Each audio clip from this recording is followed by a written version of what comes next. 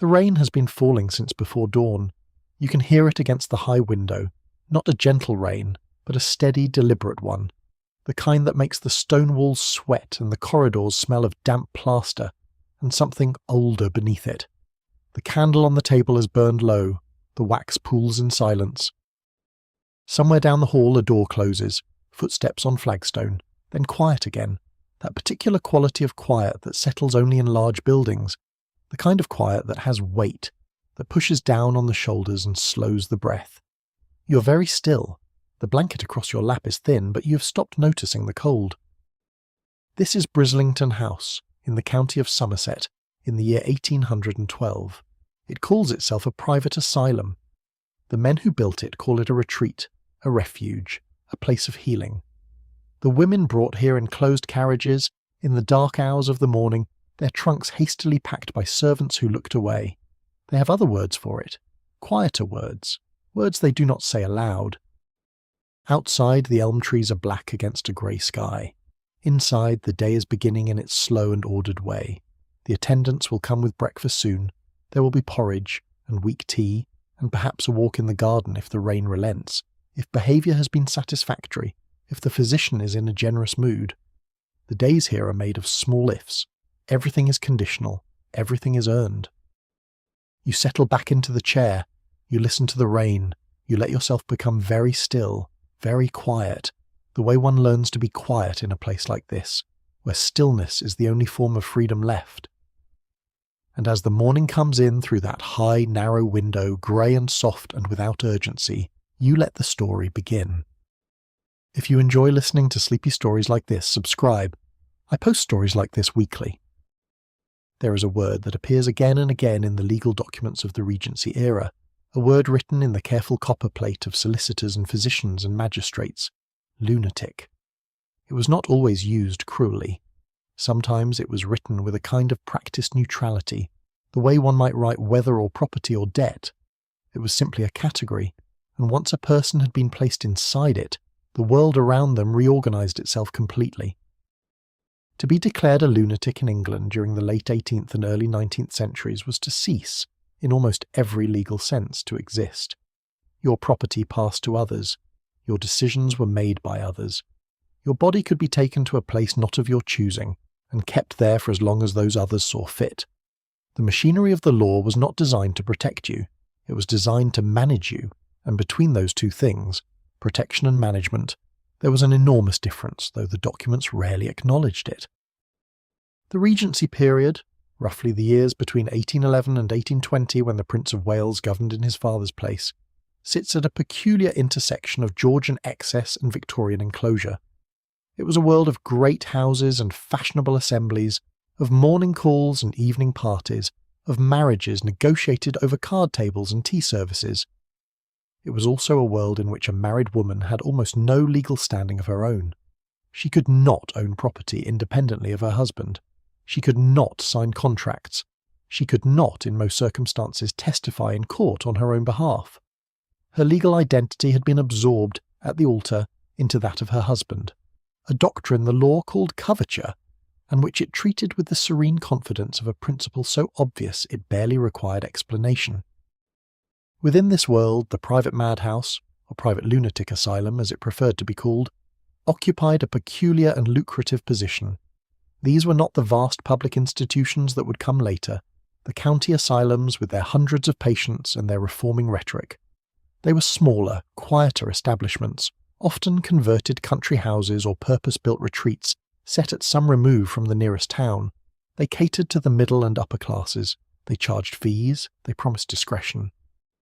A husband who wished to have his wife removed from his household needed in theory only two things: a signed certificate from a physician and a willingness to pay the fees.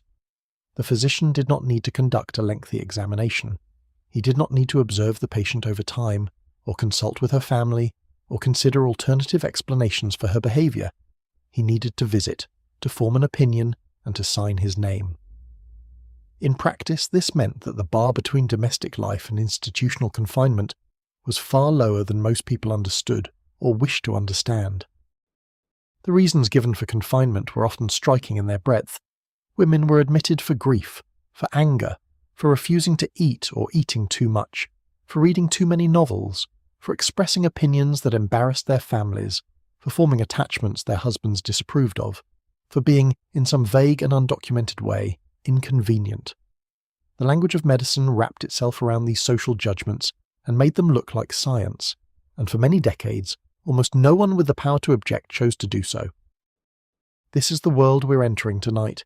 It is a world of carriages on dark roads and whispered conversations in solicitors' offices.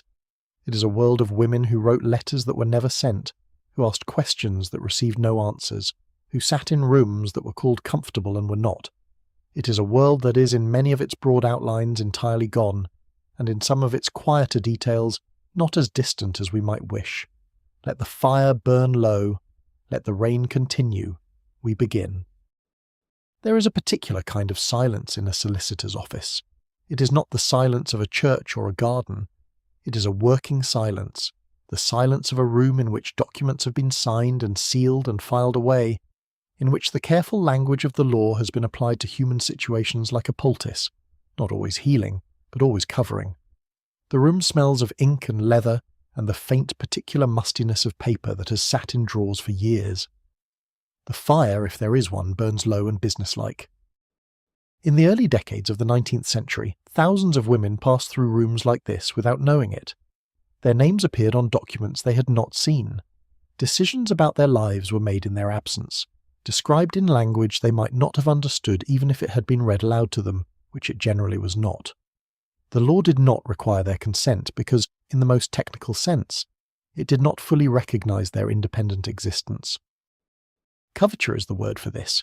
It comes from the Old French, meaning covered or protected, and it describes the legal doctrine by which a married woman's identity was subsumed into her husband's upon marriage. She became, in the language of the law, a femme coverte, a covered woman. Her legal existence, such as it was sheltered within his. She could not sue or be sued in her own name. She could not own property independently. She could not enter into contracts. Any wages she earned, any inheritance she received, any money she brought to the marriage, all of it belonged legally to him. This was not a secret or a scandal or a subject of widespread protest in the early 19th century. It was simply the arrangement. It had been the arrangement for so long that most people, women included, had stopped thinking of it as an arrangement at all, and had begun to think of it as a fact of nature, as fixed and unremarkable as the seasons. The theologians had explained it, the lawyers had codified it, the conduct manuals had spiritualized it, describing the subordination of the wife as a form of Christian virtue, a daily practice of humility and obedience that would be rewarded in ways the world could not see. What this meant in practice varied enormously. A kind husband, a generous husband, a husband who respected and valued his wife's judgment. These things existed, and in such marriages the doctrine of coverture was often a legal abstraction that rarely made itself felt in the texture of daily life. But a husband who was not kind, or not generous, or who had grown tired of his wife for any of the 1,000 reasons that marriages decay. Such a man operated within a legal framework that gave him very nearly unlimited power over her circumstances, and very nearly no accountability for how he chose to use it. The lunacy laws of the period extended this logic to its furthest point. The Vagrancy Act of 1744, and later the Lunacy Act of 1845, along with a patchwork of earlier statutes and common law provisions, created a system by which a person could be confined to a private madhouse on the basis of a physician's certificate and a payment of fees. The process was not designed to be cruel. It was designed, in the minds of its architects, to provide care for those who could not care for themselves. But a system built on the assumption that the person being confined lacks the capacity to make valid judgments about their own situation is a system that is very easily abused, and in the Regency era it was abused with considerable regularity. The physician's role was central. A magistrate's order could bypass even that requirement in some cases, but most private admissions relied on medical certification, a signed statement that the patient was, in the physician's professional opinion, of unsound mind. There was no required standard of evidence. There was no required second opinion, at least in the early decades. There was no formal review process, no mechanism by which the patient could contest the certification, no guaranteed right to legal representation. The physician visited, formed a view, and signed his name, and the carriage was called. What constituted unsound mind was, of course, the question on which everything turned, and it was a question whose answer shifted with uncomfortable ease, depending on who was asking it, and about whom. A woman who wept often was melancholic. A woman who refused to weep was cold and unnatural. A woman who expressed strong opinions was excited, overwrought, dangerously excitable. A woman who refused to express opinions was withdrawn, unreachable, sunk in a dangerous apathy. Almost any sustained behaviour, framed in the right language and described by the right person to the right physician, could be made to sound like a symptom. This was not always the result of deliberate malice, but deliberate malice, when it existed, had an exceptionally well-designed infrastructure to work within. There is a fact about this system that tends to surprise modern readers. Many of the women confined in private asylums during the Regency period were not poor. They were not the destitute women who ended up in the public Bedlam, as it was known, or in the county workhouses. They were women of means, or women married to men of means. Their families had carriages. Their names appeared in the newspapers for engagements and marriages and the opening of assemblies. They wore silk. They employed servants. And they were still, for all of that, essentially without recourse. The very wealth that might have seemed to protect them was often the mechanism of their confinement. A husband who wished to gain full control of his wife's property, or who wished to remarry without the scandal of a divorce, or who simply wished to remove from his household a woman who had become, in whatever way, inconvenient. Such a man had both the financial means to pursue private institutional confinement and a legal framework that made it relatively straightforward. The private asylums were expensive, but they were also, for those who could afford them, discreet. Discretion was a word that appeared often in the correspondence of these establishments. It was used to describe the management of admissions, the handling of families, the careful balance between keeping patients comfortable enough to prevent scandal and controlled enough to justify the fees. Discretion meant that the names of patients did not appear in newspapers. It meant that letters written by patients were, in many houses, reviewed before being sent. It meant that visits from family members could be restricted or refused. In the name of patient welfare, a woman who had been placed in a private asylum could be made, in practical terms, almost entirely inaccessible to anyone who might have helped her. The rain falls steadily outside the window. The fire has settled into its low, reliable burn. Somewhere, in a country house converted for purposes its original builders never intended, a woman sits at a writing table and composes a letter she does not know will never arrive. The ink dries, the candle shortens, the night continues in its usual way, and the law continues in its, and the two things, the woman's situation and the law's indifference to it, fit together with the terrible precision of a machine designed for exactly this purpose. This is where we begin. Not with a villain, because this story does not have a simple villain. It has a system, and systems are harder to see than villains and harder to escape, and they persist much longer after any individual actor within them has been forgotten.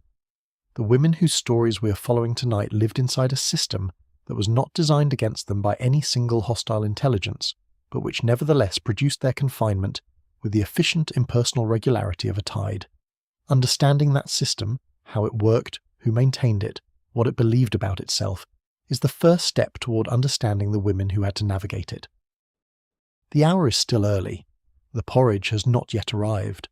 Somewhere in the elm trees, a bird is making a sound that might be the beginning of something, or might simply be a bird. Let the sound carry you. Let the room grow slightly warmer as the morning advances, that particular winter warmth that gathers slowly and is never quite enough. We are in no hurry here. The story has its own pace, and it is the pace of a place where time has learned to move differently. To understand the speed with which the private madhouse system could act, consider the mechanics of an admission in 1820. A husband wakes with a decision already made, though he has been approaching it for some months through the slower medium of private deliberation. He writes a note to a physician he has consulted before. The physician calls that afternoon. The interview lasts perhaps 30 minutes. The certificate is signed. The physician departs. That evening, or the next morning, the carriage is arranged, not the family carriage, something more discreet. hired from a stable that can be relied upon for this kind of errand. The wife is told she's going somewhere. She may not be told where. By nightfall of the following day, or within the week, she is in an establishment she has never seen, managed by people she does not know, on the authority of a document she has not read, which describes her in terms she would not recognize as applying to herself. The speed of this process was not accidental. It was, in fact, considered one of its most important features. The medical literature of the period recommended rapid removal in cases of acute disturbance, the theory being that remaining in the environment that had produced the disturbance would prolong it, while removal to a managed therapeutic environment would allow recovery to begin. This is not entirely wrong as a clinical principle in cases of genuine acute crisis, but it was applied with the same confidence to cases where the disturbance was not acute, where no crisis existed, where the managed therapeutic environment was being sought not for the patient's benefit, but for the convenience of those who arranged it. The machinery did not distinguish between these cases. The machinery was not designed to distinguish between them. The role of the family solicitor in many of these proceedings has received less historical attention than it deserves. Solicitors were the people who arranged the legal framework, who drew up the powers of attorney, who managed the correspondence with the Court of Chancery when a formal declaration of lunacy was sought, who handled the transfer of property management, who dealt with the financial arrangements of the asylum. They were involved, in most cases of private confinement among the propertied classes, at several stages of the process. Some of them were troubled by what they were asked to do and found ways to slow the process or to ensure that the patient had access to independent advice. Others were entirely cooperative, performing the legal function they were paid to perform without particular inquiry into whether it was being performed in the patient's interests. A solicitor who declined to assist with a confinement arrangement on ethical grounds, who told the husband that he did not think the patient met the legal criteria, or that the process was being conducted improperly, or that independent legal advice for the patient should be arranged, was a solicitor who was almost certainly going to lose the family's business. Professional ethics in the early 19th century were not organised in a way that made this kind of refusal easy or protected. The solicitor operated in a social world in which the interests of the head of the household, almost always male, were the interests that professional services were designed to serve. Objecting to those interests was professionally costly and personally risky, and the risk fell entirely on the objector rather than on the person it was designed to protect. The question of what the women themselves knew about their legal situation is one that the record addresses only partially. Literacy among middle and upper-class women of the Regency period was high. These were women who read, who corresponded, who managed households and engaged with the social world in ways that required fluency with language. But legal literacy, specific knowledge of what the law permitted and prohibited in relation to their own confinement, was much rarer. Legal knowledge was the province of professionals, and women did not, as a rule, have professional legal training or easy access to independent legal advice. A woman who wished to understand her rights under the lunacy law would need to find a solicitor willing to advise her, and finding such a solicitor while confined in an institution that managed her correspondence was a task of considerable difficulty. Some women managed it.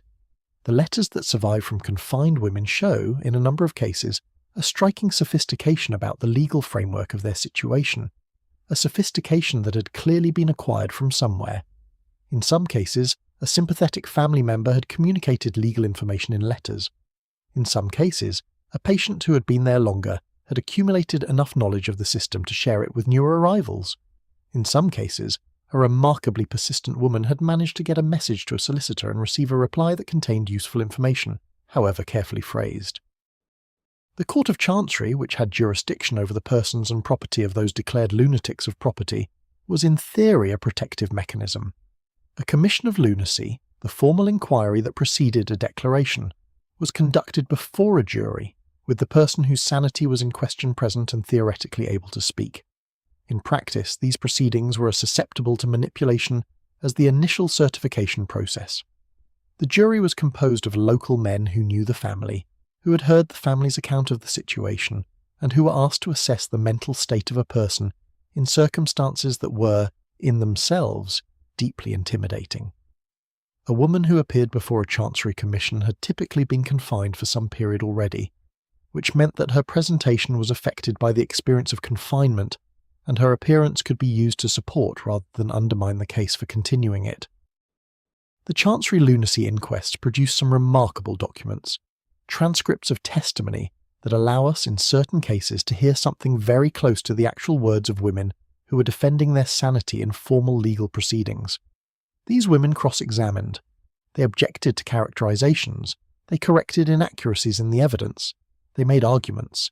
They demonstrated, in the most visible and public possible way, precisely the kind of clear, rational, purposeful engagement with complex information that is the most obvious marker of the mental competence being called into question. Some of them succeeded in securing favourable verdicts. Others did not, the jury having been persuaded by the medical evidence rather than the woman's own testimony. The disproportion in the weight given to medical testimony versus the woman's own account of herself is the deepest structural problem in this history. It was not unique to the lunacy system. The broader legal and social culture of the period assigned much greater weight to the testimony of male professionals than to the testimony of women about their own experience. But in the lunacy context, the disproportion had an additional and peculiar dimension. The medical evidence was explicitly about the reliability of the woman's own testimony. The physician was not claiming that she was lying about what she experienced. He was claiming that her account of what she experienced was not a reliable guide to what was actually happening, that her perceptions, her memories, her judgments were distorted by her disorder in ways that she herself could not detect. This is the epistemological trap that sits at the heart of the entire history. If a woman's account of her own experience is defined, in advance, as evidence of disorder rather than as a reliable report of what is happening to her, then no amount of clear, coherent, articulate self-expression can serve as evidence of her sanity. It becomes, instead, evidence of her cunning, her capacity to simulate sanity, to perform clarity while her actual perceptions remain disordered. The category of the cunning lunatic, of the madwoman who presents well and argues persuasively precisely, because her disorder has taken the form of an elaborate delusion that she defends with apparent rationality. This category was available in the medical literature, and it was available precisely as a way of responding to the most compelling cases of wrongful confinement without conceding their wrongfulness. The women who sat across from physicians and juries and commissioners, making their cases with the care and precision of people who knew that everything depended on it, were not doing anything that the system did not have a category for. They were demonstrating exactly what was required to undermine the case for their confinement, and the system had prepared itself to reframe that demonstration as a symptom. The circle could not be broken from the inside. It had to be broken from outside by people whose sanity was not in question, who had the social and professional standing to insist that what they were hearing was coherent and that coherence was significant. The elms outside the window are bare against a sky that has not decided yet what kind of day it intends to be. Grey, certainly. Cold, certainly. Beyond that, the day is keeping its options open. The branches of the elms make a pattern that is not quite a pattern. Too organic, too asymmetric, too much the product of years of growth rather than design. But there is a quality about them that is almost restful, the way complex natural things are restful. Not because they are simple, but because they are consistent, because the same tree that was there yesterday is there today, organised according to the same principles, growing in the same direction, familiar in the way that only truly old things are familiar, which is to say familiar beyond the individual's experience of them, familiar in a historical sense, as if they predate and will outlast the particular difficulty of this particular morning.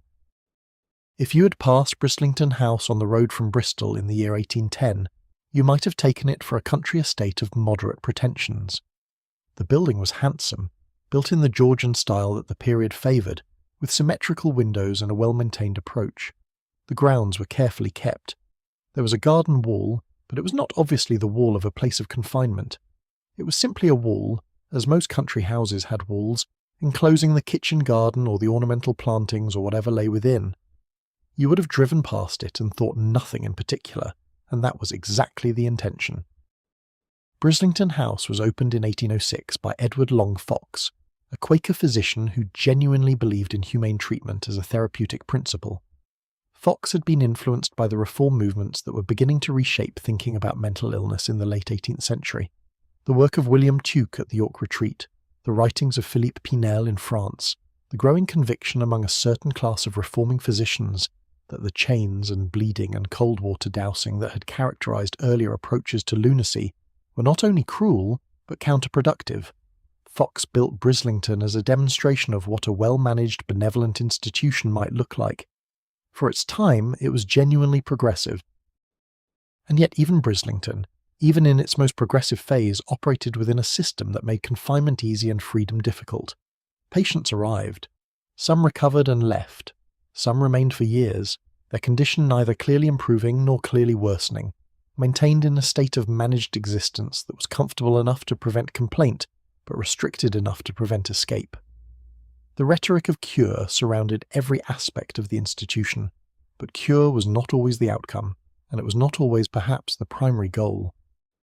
Most private madhouses of the period were considerably less philosophically considered than Brislington. They had been established by a range of proprietors, some physicians, some not, who recognized a commercial opportunity in the growing middle-class demand for a respectable way to dispose of inconvenient relatives. The licensing system that theoretically regulated these establishments was, in the early decades of the century, extraordinarily lax.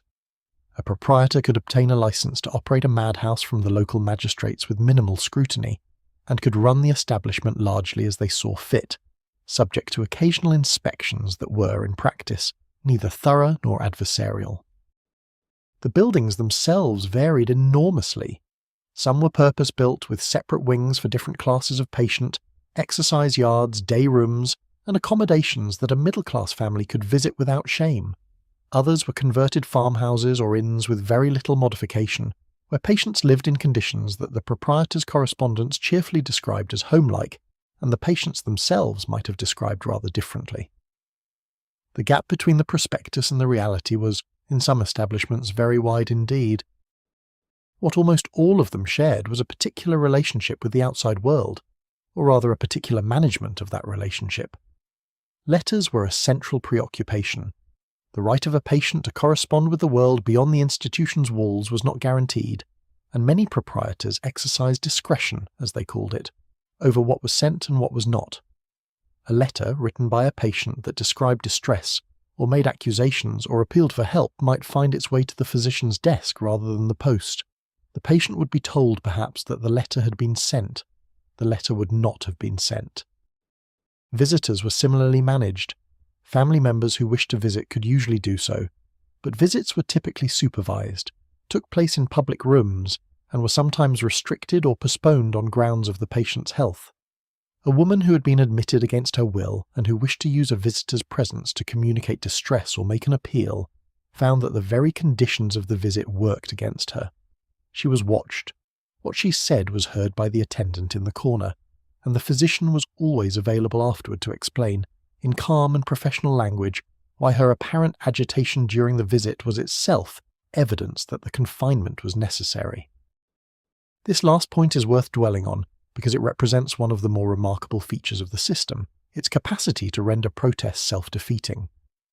A woman who objected loudly to her confinement was demonstrating, in the language of the period, excitement, a heightened emotional state that was itself considered a symptom of the condition she was confined for. A woman who wept was sunk in melancholy. A woman who was quiet and withdrawn was locked in a dangerous interior world. A woman who seemed cheerful might be manic. The diagnostic categories were arranged in such a way that almost any response to institutional confinement could be reframed as evidence of the disorder that justified it.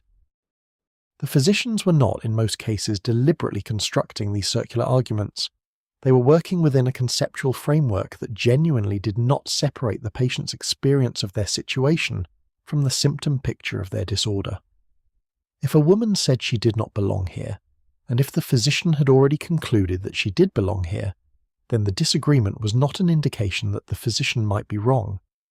It was an indication that the woman lacked the insight to understand her own condition. Lack of insight was itself a symptom. The circle closed. One of the most striking, and least known, facts about the Regency madhouse system is how thoroughly it was built on class distinctions. The fees charged by private asylums varied enormously by the level of accommodation offered, and the treatment a patient received depended heavily on what their family was paying. First-class patients had private rooms, better food, access to gardens and carriage exercise, and were addressed with some approximation of courtesy. Third-class patients shared dormitories, received plainer food, and had considerably fewer claims on the staff's attention or gentleness. The same institution, the same walls, the same license, and profoundly different experiences within them, depending entirely on the financial circumstances of the family outside. For the women we are following tonight, women of the middle and upper classes, women whose husbands could afford the first-class fees, the material conditions of confinement were often surprisingly tolerable. This is one of the things that makes their stories complicated. They were not, in many cases, living in squalor. They had food, warmth, a garden, perhaps a piano. They were treated with a certain surface courtesy by the staff. Their suffering was real and profound, but it was not the suffering of cold and hunger and physical degradation. It was the suffering of a woman who is well fed and warmly housed and completely without agency, who has no say in where she is, how long she will remain there, or what she must do to leave. There is a particular quality of distress that belongs to comfortable imprisonment. It is harder to name than the distress of hardship. It does not present itself with the obvious clarity of a visible wound. It accumulates instead in small absences, the absence of freedom of movement, the absence of the right to make choices about one's day, the absence of connection to the ordinary world outside, the absence of any certainty about the future. The women who wrote from these places, in the letters that were sent and in the diaries and memoirs that some of them kept and eventually published, described this quality of distress with a precision that is, even now, difficult to read without feeling the weight of it. The garden at Brislington was considered one of its distinguishing features. Dr. Fox had laid it out with care: walks, a kitchen garden, ornamental plantings, a view over the surrounding countryside. Patients were encouraged to walk in it, weather permitting. The walk was supervised, but it was a walk, and the sky above it was unconfined, and the smell of the earth and the sound of the birds were the same outside the walls as they would have been inside any other country garden. Some patients found this consoling. Some found the distance between the garden's apparent freedom and their actual situation almost harder to bear than a more obviously constrained environment would have been. The elm trees are still now. The rain has eased slightly, and the light through the window has taken on that pale watercolour quality that follows heavy rain. Everything slightly washed, slightly gentled, the colours of the world reduced to their quietest register. Somewhere a door opens and footsteps approach and recede again. The institution has its rhythms, and the rhythms are not unkind. They are simply not your rhythms. They belong to someone else, and you inhabit them as a guest inhabits a house in which all the customs are slightly different from the ones they know. You have learned to move within them. You have learned a great deal here about how to be still. If you're drifting now, let yourself go. Subscribe so the next story is waiting when you return. Sleep well. The physician arrived at 11 in the morning, which was considered a respectable hour. He came in a good coat with a professional manner, and he carried with him an air of unhurried authority that the house had learned to recognise. The servant who opened the door was correctly deferential. The drawing room into which he was shown was well maintained, the fire recently built up, a decanter arranged on the side table. The household understood that an occasion had arrived, and it had prepared itself accordingly. The woman he was there to assess had not been told in most cases exactly why he was coming. She had been told, perhaps, that her husband had arranged a consultation, that there were concerns about her health, that it would be helpful to speak with a physician. These were not lies, precisely. They were partial truths arranged to prevent the kind of defensive interview that a fully informed patient might conduct. If she knew the stakes, she might argue too clearly, present herself too coherently, demonstrate too persuasively that nothing was wrong. It was better, all things considered, if she did not know the stakes. The physicians who worked within the private madhouse system occupied an interesting professional position. Medicine in the early 19th century was not yet the highly regulated profession it would become by the century's end. There was no general medical council until 1858. The medical education available in England was of uneven quality, and the distinction between physicians, surgeons, and apothecaries, the three branches of the medical profession, was more social than scientific, based as much on gentlemanly standing as on demonstrable competence. A physician was a gentleman who had attended university, had perhaps travelled to study in Edinburgh or on the continent, and had been granted the social authority to form opinions about other people's bodies. Within this landscape, those who specialised in mental disorder occupied a particular subspecialty that did not yet have an agreed name. Alienist was one term, physician to lunatics was another. These men, and they were almost universally men, had developed their expertise through a mixture of reading and practical experience, the latter usually acquired through work at one of the larger public institutions. They brought to their assessments a framework built from the medical literature of the period, which in turn reflected the assumptions about gender, reason, and the body that the culture as a whole held most firmly. The medical understanding of female psychology in the Regency era was built on several interlocking assumptions, most of which cast women as inherently more susceptible to mental disorder than men. The uterus was believed to exercise a powerful and often destabilizing influence over the female nervous system, a belief so deeply embedded that it produced for centuries the diagnosis of hysteria, from the Greek for uterus, applied to almost any emotional or behavioural disturbance in a woman that a physician found difficult to categorise otherwise. Women were understood to be more emotional, more susceptible to the passions, less governed by reason, more dependent on the stability of their social environment for their psychological equilibrium. These were not considered deficits exactly. They were considered the natural condition of the female sex, appropriate to a creature whose primary social roles were affectionate and domestic rather than rational and professional. The practical consequence of this framework was that behaviours which would have been considered within the normal range in a man, expressions of strong emotion, disputes with family members, decisions that seemed to others unwise, were liable, in a woman, to be read as symptoms. A man who drank heavily and behaved erratically was a rake or a disappointment. A woman who drank heavily and behaved erratically was a lunatic. A man who refused to eat was eccentric or melancholic.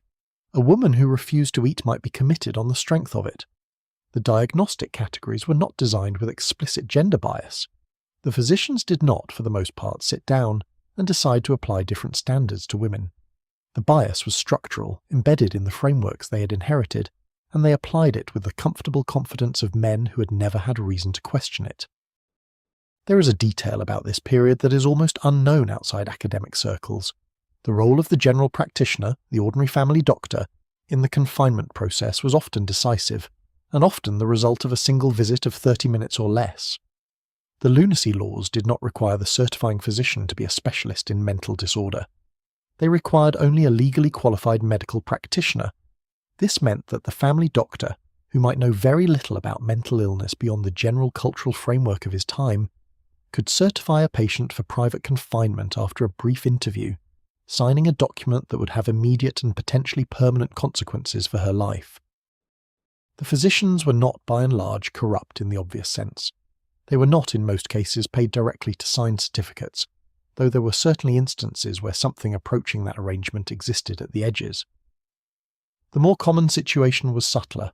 A physician who wished to maintain good relations with the gentry families in his area, who relied on their patronage and their goodwill, who understood that his professional reputation depended on his being found helpful and cooperative by those who engaged his services.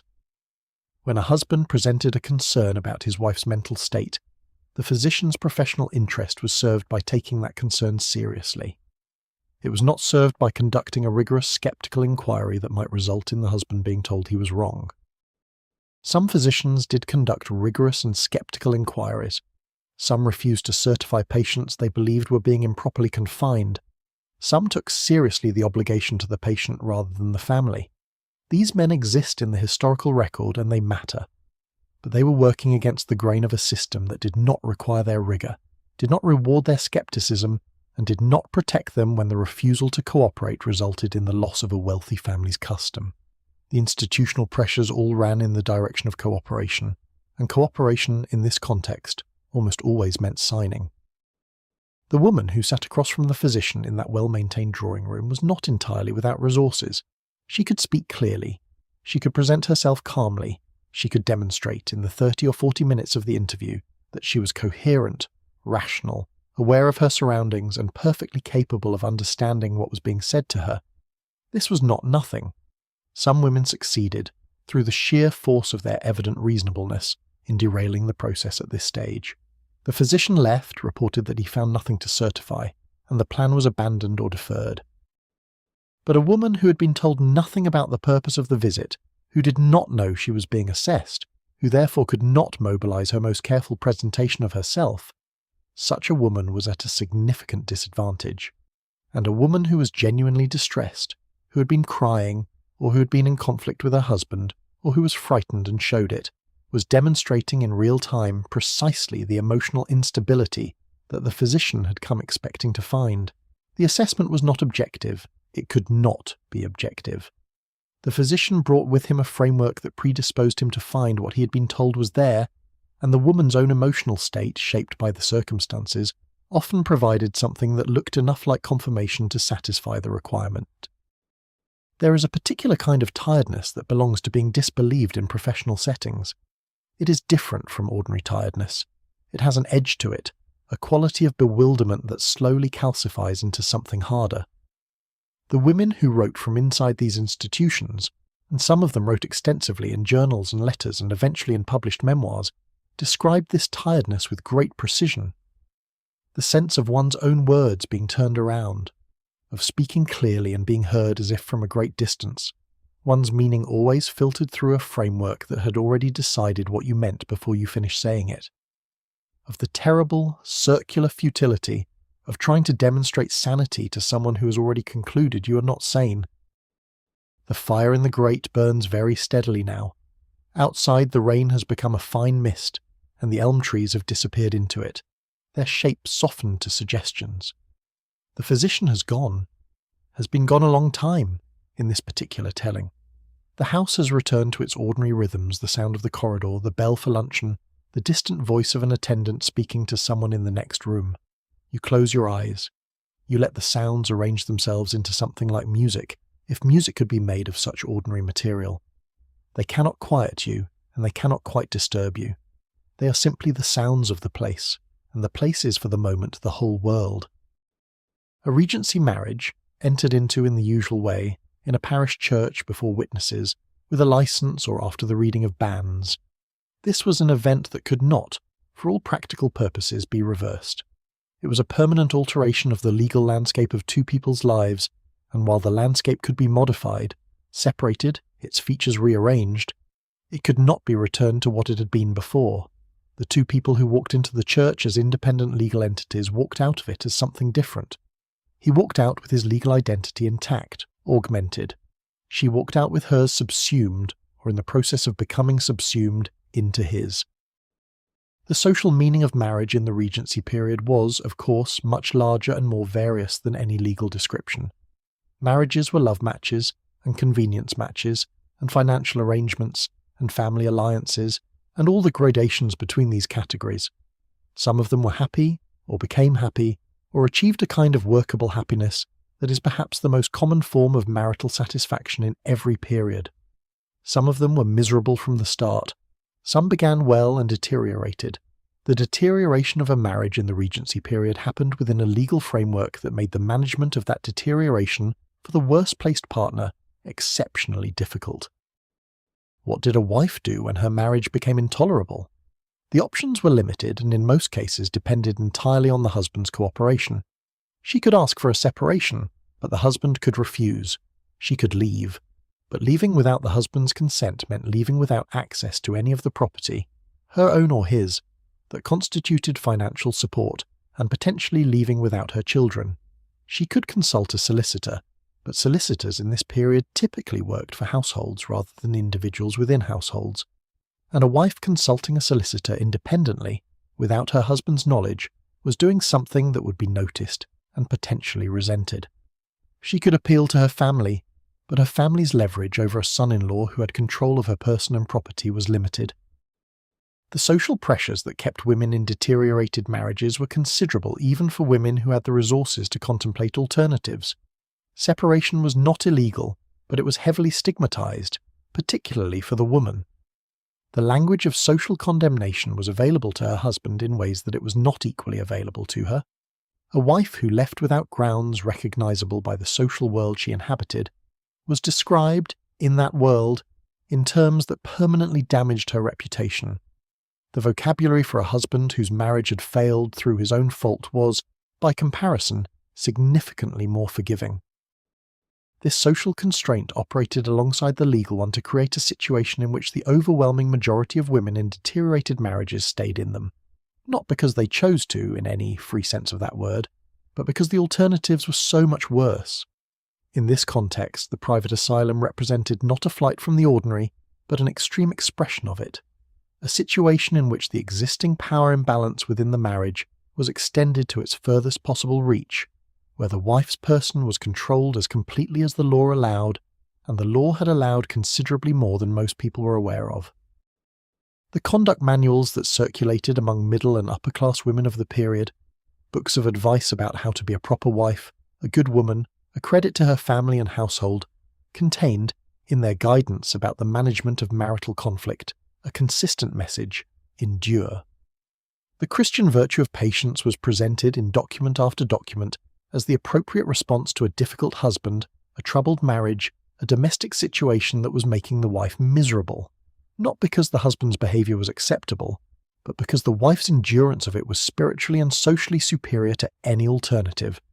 The alternative, public dispute, appeal to authority, departure, was always framed as damaging, as a failure of the wife's proper role, as something that would hurt her and her children more than it could possibly help. This is the cultural soil in which the private asylum practice grew. A woman who had been taught to endure, who had been taught that her feelings were less reliable guides to action than her duty, who had been taught that her account of her own experience was appropriately subordinated to the judgments of those with authority over her.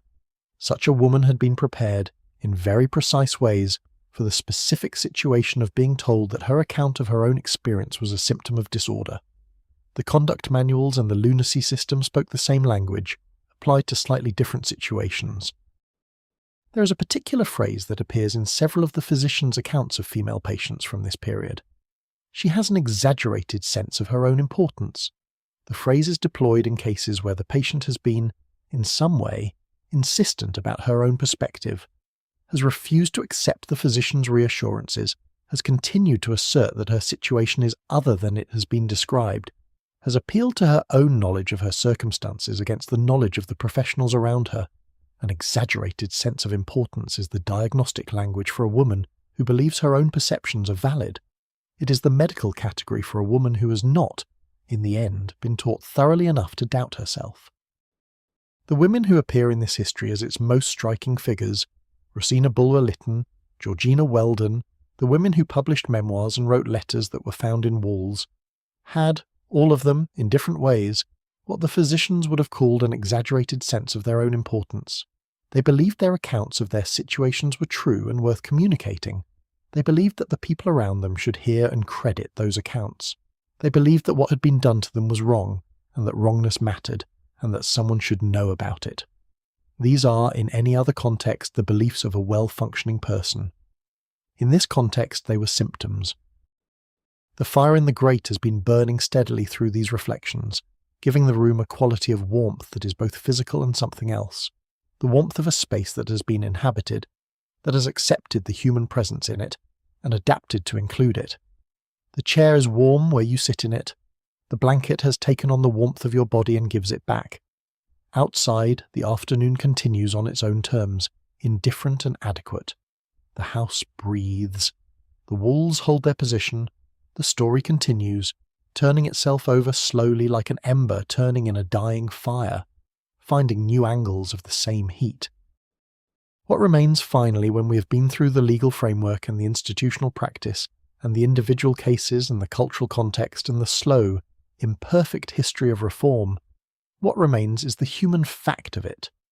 Women who were somewhere, women who are not where they would have chosen to be, women who had children and houses and histories and opinions and fears and desires, and who had, for whatever combination of legal and medical and social reasons, been placed in a situation not of their choosing and kept there.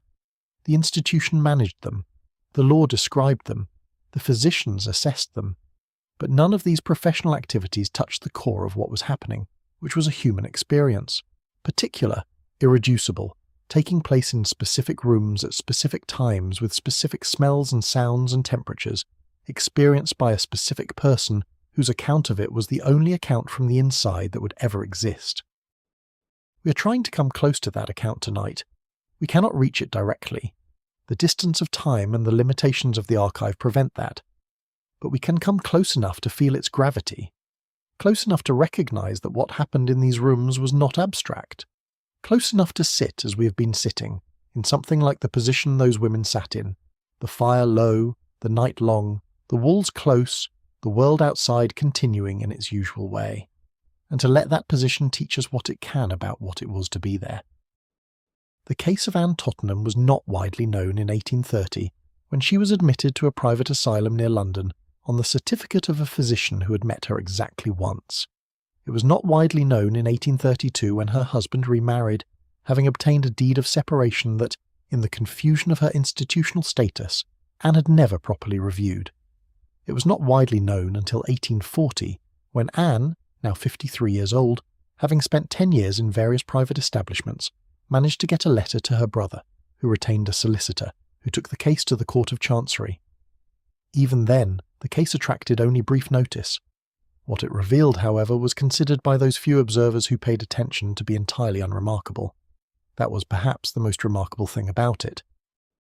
Anne Tottenham had been an active woman. She had managed the household accounts, corresponded widely, involved herself in the charitable activities of her parish. She had also, in the years before her confinement, involved herself in a dispute with her husband over the management of her own inheritance, money left to her by her father that had, under the terms of coverture, become legally his upon their marriage, but which he had, in his more conciliatory moments, agreed to allow her some discretion over. The dispute had grown, correspondence had become sharp. Anne had written letters to her brother and to her solicitor that her husband found embarrassing. She had spoken to neighbours in terms that he considered inappropriate. She had been, in the terminology that would appear later on the certificate, in a state of great mental agitation for a period of some weeks. Whether Anne was mentally ill, in any meaningful sense, is a question the historical record does not allow us to answer with certainty. What the record does show is that her behaviour, the disputes, the letters, the conversations with neighbours, ceased to be a problem for her husband from the moment she was admitted to the asylum. Her property was managed according to his preferences. The uncomfortable correspondence stopped. The neighbours heard no more from her. The situation that had presumably produced her agitation, the disagreement about money, the sense of her own interests being dismissed, did not go away. But Anne went away, and the problem from her husband's perspective was solved. The case of Louisa Nottage is somewhat better known, having attracted the attention of the popular press in 1849 when it came before the courts. Louisa was a woman of some means who had, at middle age, joined a religious community called the Agapemonites, led by a charismatic preacher named Henry Prince. Her brothers, appalled by the association and concerned, with some justice, about her property, arranged for her to be certified and confined on the basis of her religious beliefs. The physician who certified her concluded that her devotion to Prince and his teachings was evidence of delusion. Louisa, for her part, was perfectly coherent on every subject except her faith, and on the subject of her faith she was, by most standards, not obviously more extreme than many entirely uncertified evangelical Christians of the period.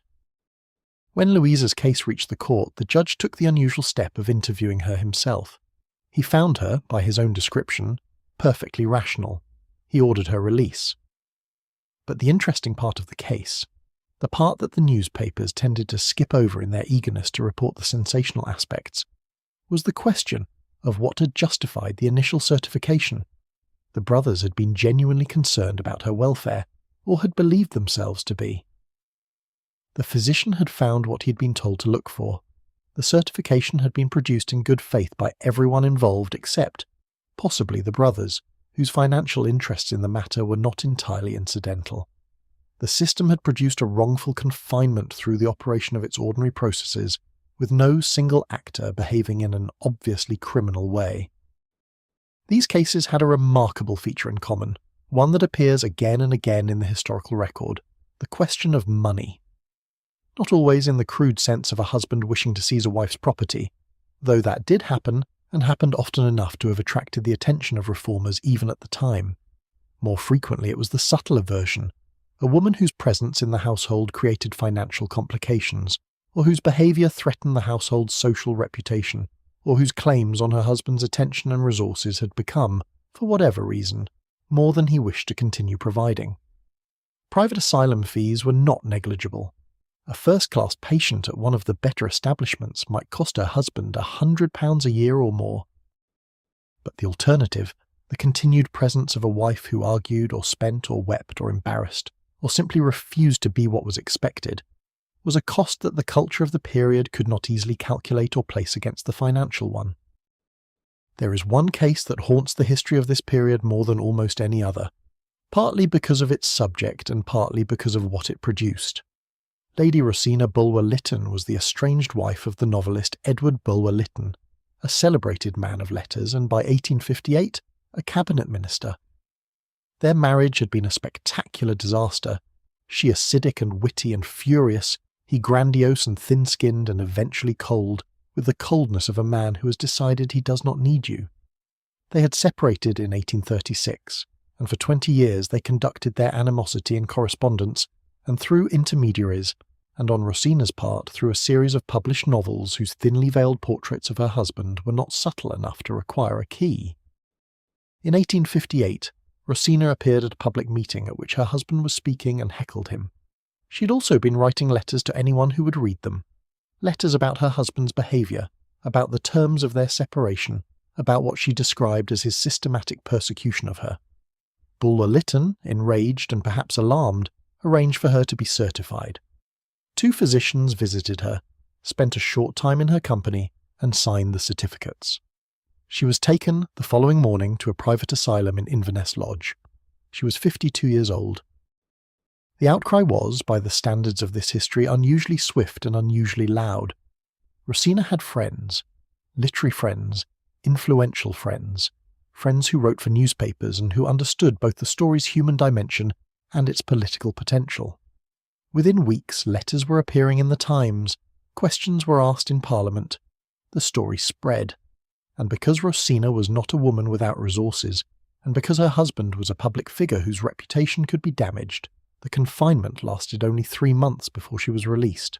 Her husband spent the rest of his life insisting she had been genuinely unwell. She spent the rest of hers insisting she had not. The historical consensus, such as it is, leans toward her account. What distinguishes Rosina's case from Anne Tottenham's and Louisa Nottage's and the hundreds of cases that never reached a court or a newspaper is almost entirely a matter of social connection. Rosina knew people. She had a public presence. She had a story that could be told in a context where people would listen. The women who disappeared into private asylums and did not emerge, or emerged decades later into a world that had rearranged itself entirely around their absence, were generally women for whom none of those conditions obtained. They were isolated from their families by the management of the institution. Their letters did not arrive.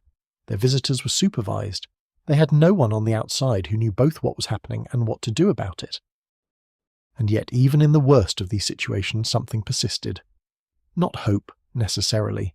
Hope in the conventional sense seems to have been, for some of these women, a resource they had long exhausted. Something quieter than hope. A quality of attention that kept recording, kept noticing, kept holding on to the details of ordinary experience as if they mattered. The texture of the wool blanket, the smell of the garden after rain, the sound of a voice in the corridor speaking to someone else about something ordinary. These women, the ones who wrote, the ones who remembered, the ones who eventually, sometimes, found ways to make themselves heard, seem to have lived through their confinement by means of a very precise and deliberate relationship with the world that was immediately physically available to them. The world inside the wall, the world that no one could entirely take away. The light has changed while we have been sitting here. The morning has advanced, has become something approaching noon, and the grey has acquired a slightly warmer quality. Not sunshine exactly, but the suggestion of sunshine somewhere behind the clouds. The garden is visible from this chair if one looks at the right angle. The gravel path, the bare winter beds, the wall with its coping stones dusted with moss.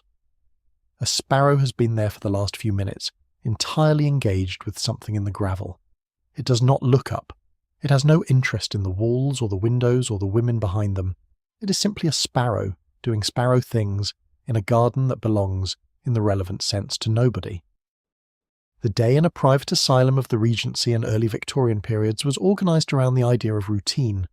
Routine was therapeutic, or so the physicians believed. It imposed structure on disordered minds. It provided predictability in circumstances that might otherwise feel chaotic. It gave the passage of time a shape that the unorganised might lack. Whether the patients who experienced this routine found it therapeutic is a question the records do not address with great directness, but the journals and letters of those who wrote suggest that the relationship between the women and their routines was more complicated than the physicians imagined. Morning began, typically at 7 or 8, with the ringing of a bell that the staff called the waking bell, and which the patients over time came to think of simply as the bell, the first bell of the day, the one against which all subsequent bells were measured. Breakfast followed within the hour, porridge or bread and butter, tea that varied in quality by establishment and by the patient's classification, perhaps an egg if the house ran to it and the patient's conduct had been satisfactory. Meals were taken, in the better establishments, in a dining room with other patients of similar class, a social arrangement whose purpose was as much about maintaining civilized habits as about nourishment. The mornings were given over in many establishments to what was called occupation, the theory, borrowed from the reformers, that purposeful activity prevented the mind from dwelling destructively on its own difficulties. For women, occupation meant needlework usually, sewing, embroidery, knitting. Work that kept the hands busy and did not require sustained intellectual effort. Some women found this genuinely comforting, the needle and thread being familiar tools, the rhythm of the work soothing. Others found it a particularly refined form of torment, to be confined in a place not of their choosing and given as the solution to their distress, the most emblematically domestic task that existed. Reading was permitted in most houses, but the library, if there was one, was curated. Novels were regarded with some suspicion by the more conservative physicians, too stimulating, too likely to feed fantasy and imagination rather than calm them. Conduct literature was more acceptable. Religious texts were generally approved of. The works of rational moral philosophy that a woman of education might have read at home were sometimes available and sometimes not, depending on the physician's views about intellectual stimulation and female minds. The question of what a woman confined in a private asylum was allowed to read is a small detail, but it is not a trivial one. It speaks to the profound degree to which every aspect of her intellectual life was subject to someone else's management. The afternoon brought the garden walk, weather permitting.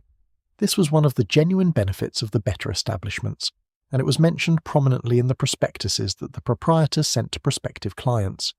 The air and exercise of a well-maintained garden, the documents claimed, was beneficial to almost every class of nervous complaint.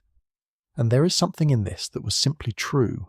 The women who wrote about their garden walks described them with a different quality of attention than they bring to descriptions of the dining room or the day room.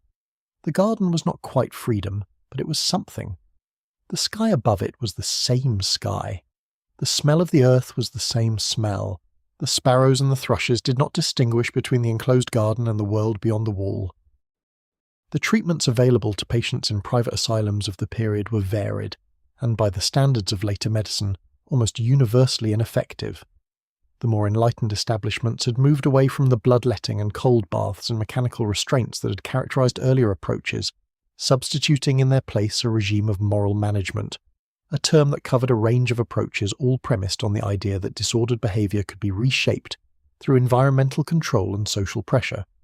Patients were rewarded for calm compliance and faced consequences for agitation or defiance. The consequences were rarely brutal in the better houses. They were more often social and material: loss of garden privileges, reduction of social interaction, removal to a more restricted part of the building. The more specifically medical treatments of the period included tonics and sedatives that were dispensed with varying degrees of rigour. Laudanum, opium dissolved in alcohol, was widely available and widely used, both in asylums and in private households, as a management tool for female nervous complaints. The fact that a woman who was dosed with laudanum regularly would develop dependency, and that the symptoms of laudanum withdrawal closely resembled many of the complaints for which it was prescribed, was understood at some level by some physicians, but does not appear to have significantly altered prescribing practice. The convenience of the sedative was too great, and the framework for understanding its effects too undeveloped, for its costs to be clearly seen. One of the most extraordinary and least documented facts about life in these institutions is the social world that existed among the patients themselves. The historical record tends to focus on the relationship between patients and staff, between patients and physicians, between patients and the families outside the walls. But women confined together, in establishments small enough that they encountered each other daily, created among themselves a community of sorts, an unofficial social network that the staff supervised and the physicians theorized about, but that operated in its day-to-day texture according to its own rules. Women who had been in an establishment for some time became informally guides for those newly arrived. They knew which attendants were kind and which were indifferent.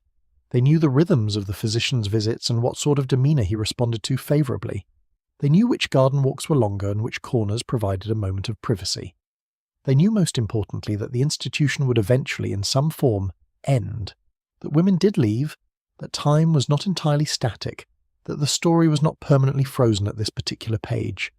This was not comfort, exactly. But it was information, and information had a certain value that was independent of comfort. The evenings were long in winter. After supper, which was earlier than a fashionable household would have taken dinner, the patients gathered again in the day room, or in the parlour in the better establishments. There might be music. Some houses had a pianoforte that patients were permitted to use. There might be cards or simple games. The fire burned, the candles burned, and the women sat together in the particular intimacy of people who have been thrown together by circumstance rather than choice, who share a world they did not select and yet must navigate together. Sleep came at 9 or 10, heralded by the last bell of the day. The dormitories in the cheaper establishments and the private rooms in the better ones received their inhabitants, and the house settled into its nighttime sounds, the creak of the building, the distant cry of an owl, the particular quality of institutional silence that is never quite the same as ordinary quiet because it is maintained too deliberately, watched over too consciously, to have the ease of truly private dark. What the women thought about in those hours between the last bell and whatever sleep came is not something the record can tell us directly.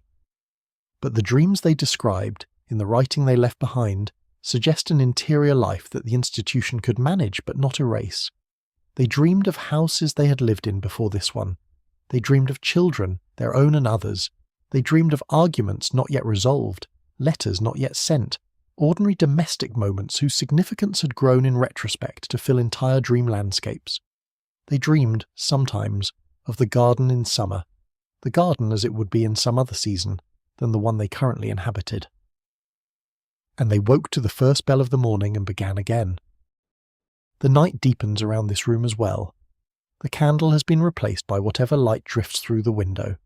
Insufficient, but present, the kind of light that makes the shapes of furniture uncertain and gives the room a quality of being slightly larger than it is in daytime. You breathe slowly. The blanket is thin but not cold. The sounds of the house have settled into their nighttime register, softer and further away, as if the world has drawn back a certain distance to allow the dark its proper territory. You do not need to be anywhere else. There is nowhere else tonight. There is only here, and the slow, steady breath, and the quiet. The private madhouse system had, like all institutions that operate over long periods, accumulated its own mythology, stories that circulated among those with knowledge of it, half true or entirely true or impossible to verify, that captured something of the system's texture even when they could not be confirmed in every particular. Some of these stories appeared in reform pamphlets, some of them appeared in court records, surfacing as testimony in the cases that came to trial. Some of them appear only in the manuscripts of writers who collected them from oral sources and left them without clear attribution. Among the most striking of these, and one that is supported by enough documentary evidence to be considered credible, is the story of what happened to women whose husbands died while they were confined. Under the legal framework of the period, the death of a husband who had arranged for a wife's confinement created an interesting vacancy. The legal authority that had been used to arrange the confinement, the husband's authority over the wife's person, had died with him. The wife was, in a technical sense, no longer under the direct control of the person who had confined her, but the institution's license was a separate matter, and the institution's fees were now being paid from the estate, and the executor of the estate had interests that were not necessarily the same as the formerly confined wife's interests. Women in this situation sometimes found themselves in an extended legal limbo, confined in an institution whose authority to continue confining them was questionable, but unchallenged, because no one with both the standing to challenge it and the motivation to do so had yet appeared. A second detail, unknown to most: the market for private asylum care in England was not exclusively domestic. There are documented cases from the mid-19th century of families on the continent, principally French and Italian families with English connections, who arrange for inconvenient female relatives to be confined in English private asylums, specifically because English law, while it had problems, was considered preferable to the alternatives available in their home countries. The English private asylum, with its relatively comfortable accommodation and its discreet management, was, for certain European families, a destination product. The women who arrived in this way were particularly isolated, separated from their native language and their cultural context as well as from their families, in an institution where the staff spoke English, and the daily life was organised around English assumptions and English mealtimes and English concepts of appropriate behaviour. Third, the question of diet in private asylums has been studied by medical historians, with results that illuminate the period's understanding of the relationship between physical and mental health. The better asylums of the early Victorian period served food that was, by the standards of the time and class, nutritionally adequate: meat, vegetables, bread, puddings, with wine or porter sometimes prescribed as part of the treatment regime. But the therapeutic use of food was also practiced in a more targeted way. Constipation, a condition that the medical theory of the period linked to a range of mental disturbances through the concept of bilious excitement, was treated with purgatives, which were administered without the patient's formal consent. The experience of being purged, if you have not encountered it in its historical medical form, was unpleasant enough to be used in some establishments as a response to problematic behaviour as well as a treatment for a putative physical condition. Fourth, the role of the private asylum in managing the aftermath of unwanted pregnancies was not discussed in the medical literature of the period and appears in the historical record only obliquely, in patterns that are visible in admission data but difficult to document through direct testimony. Women who became pregnant outside of marriage, or within marriages where the timing of the pregnancy was inconvenient, or as a result of circumstances that could not be publicly acknowledged, sometimes appeared in private asylum records at exactly the moment when their confinement would be consistent with concealing the pregnancy from the social world. The asylum provided, in such cases, not only removal from social view, but a framework in which any distress the woman expressed about her situation could be attributed to her condition rather than to its causes. Fifth, the instruments of physical restraint used in private asylums of the Regency period, even in those establishments that had adopted the principles of moral management and prided themselves on their humane practices, included the leather muff, a padded leather enclosure for the hands and forearms that prevented the patient from using her hands while allowing her to walk and eat, and the chair with leather straps used to prevent movement during periods of acute disturbance. The better establishments used these sparingly and recorded their use in case notes.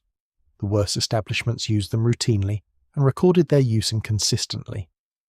The reform movement specifically targeted the use of mechanical restraint as a symbol of the barbarism of the old approach, and the gradual abolition of routine restraint is one of the genuine achievements of the period's reform work. But routine restraint is not the same as no restraint, and the records show that even establishments with progressive reputations had occasions on which restraint was applied to patients whose disturbance, reading the records carefully, looks more like an entirely understandable response to their situation than like the kind of acute dangerous crisis that restraint might legitimately address. Sixth, the system of attendants, the women who provided the daily physical care of female patients, is one of the most poorly documented aspects of private asylum life, despite the fact that attendants were the people with whom confined women had the most sustained daily contact.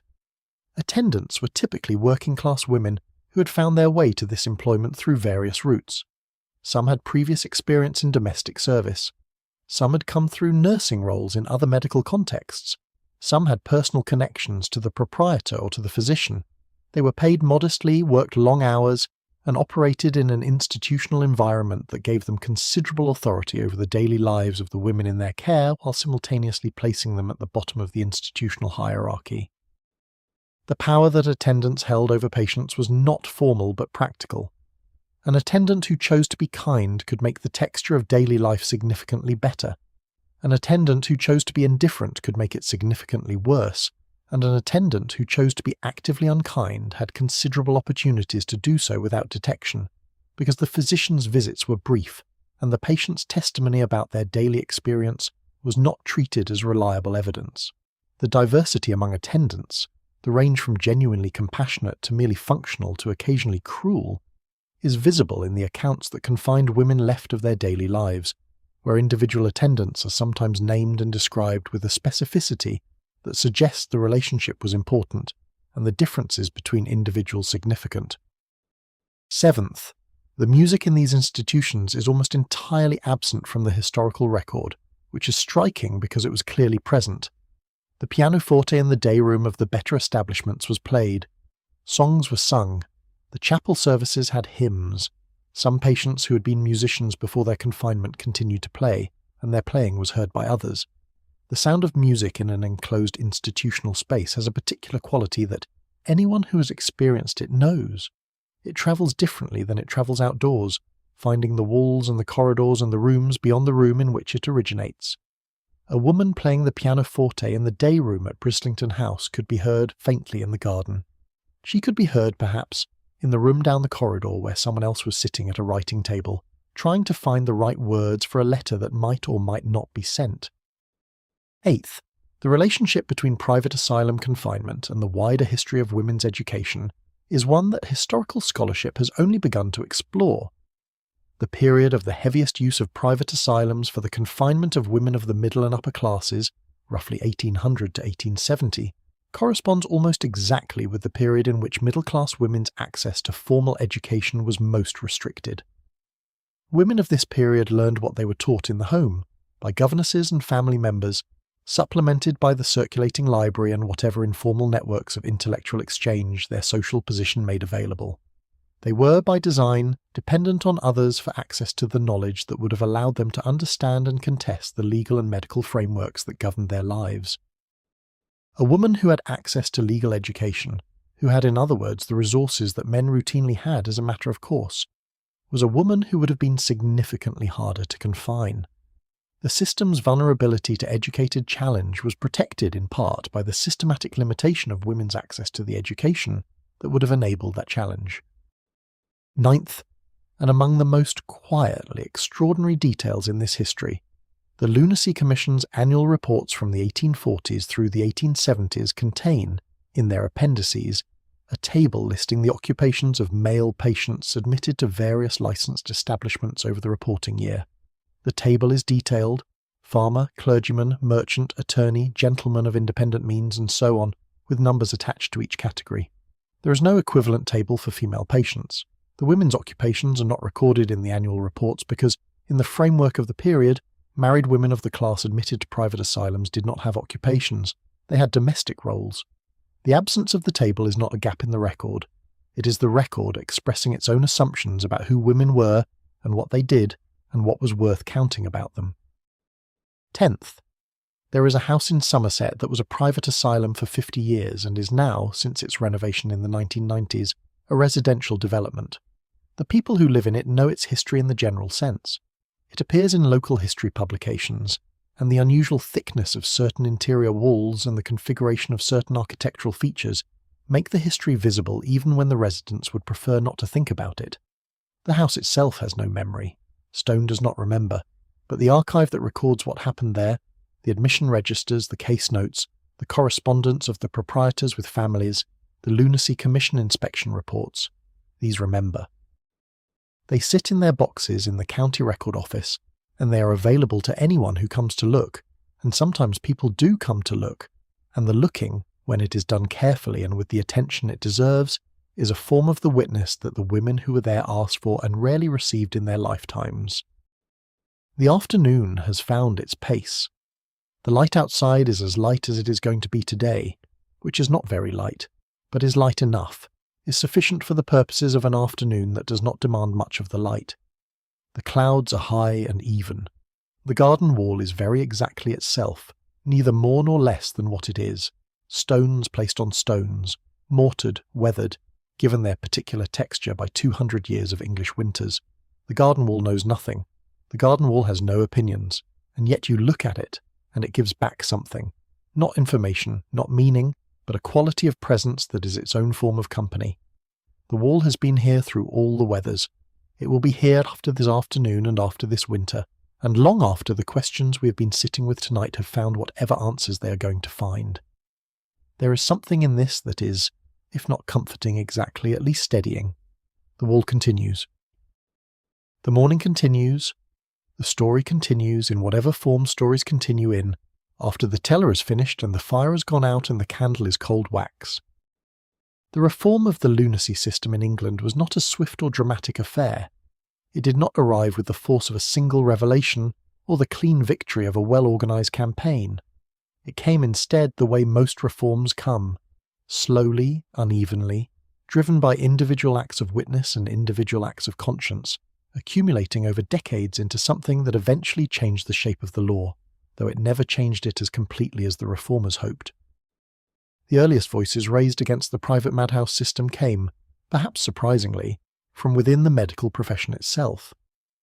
Men like John Percival, himself a patient, the son of the assassinated Prime Minister Spencer Percival, who had spent 2 years in private asylums in the 1830s after a serious breakdown, wrote with great clarity about the experience of being confined against one's will in a system that treated every objection as a symptom.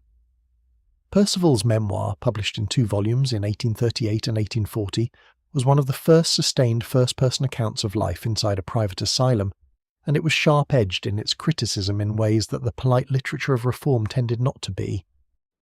Percival founded an organisation called the Alleged Lunatics Friend Society in 1845, one of the first advocacy organisations specifically devoted to the rights of people confined in asylums. The word alleged in the title was deliberate and pointed, a challenge to the system's easy assumption that those it confined were, without question, lunatic. The society worked on individual cases, lobbying physicians and lawyers and members of parliament, generating publicity where it could be generated, working always at the uncomfortable intersection of medicine and law and politics that the lunacy system inhabited. Among those who engaged with Percival's work was a woman named Anne Sargent, who had spent 6 years in a private asylum at the instance of her husband, and who had, upon her release, the extraordinary energy and determination to write a detailed account of her experience and seek to publish it.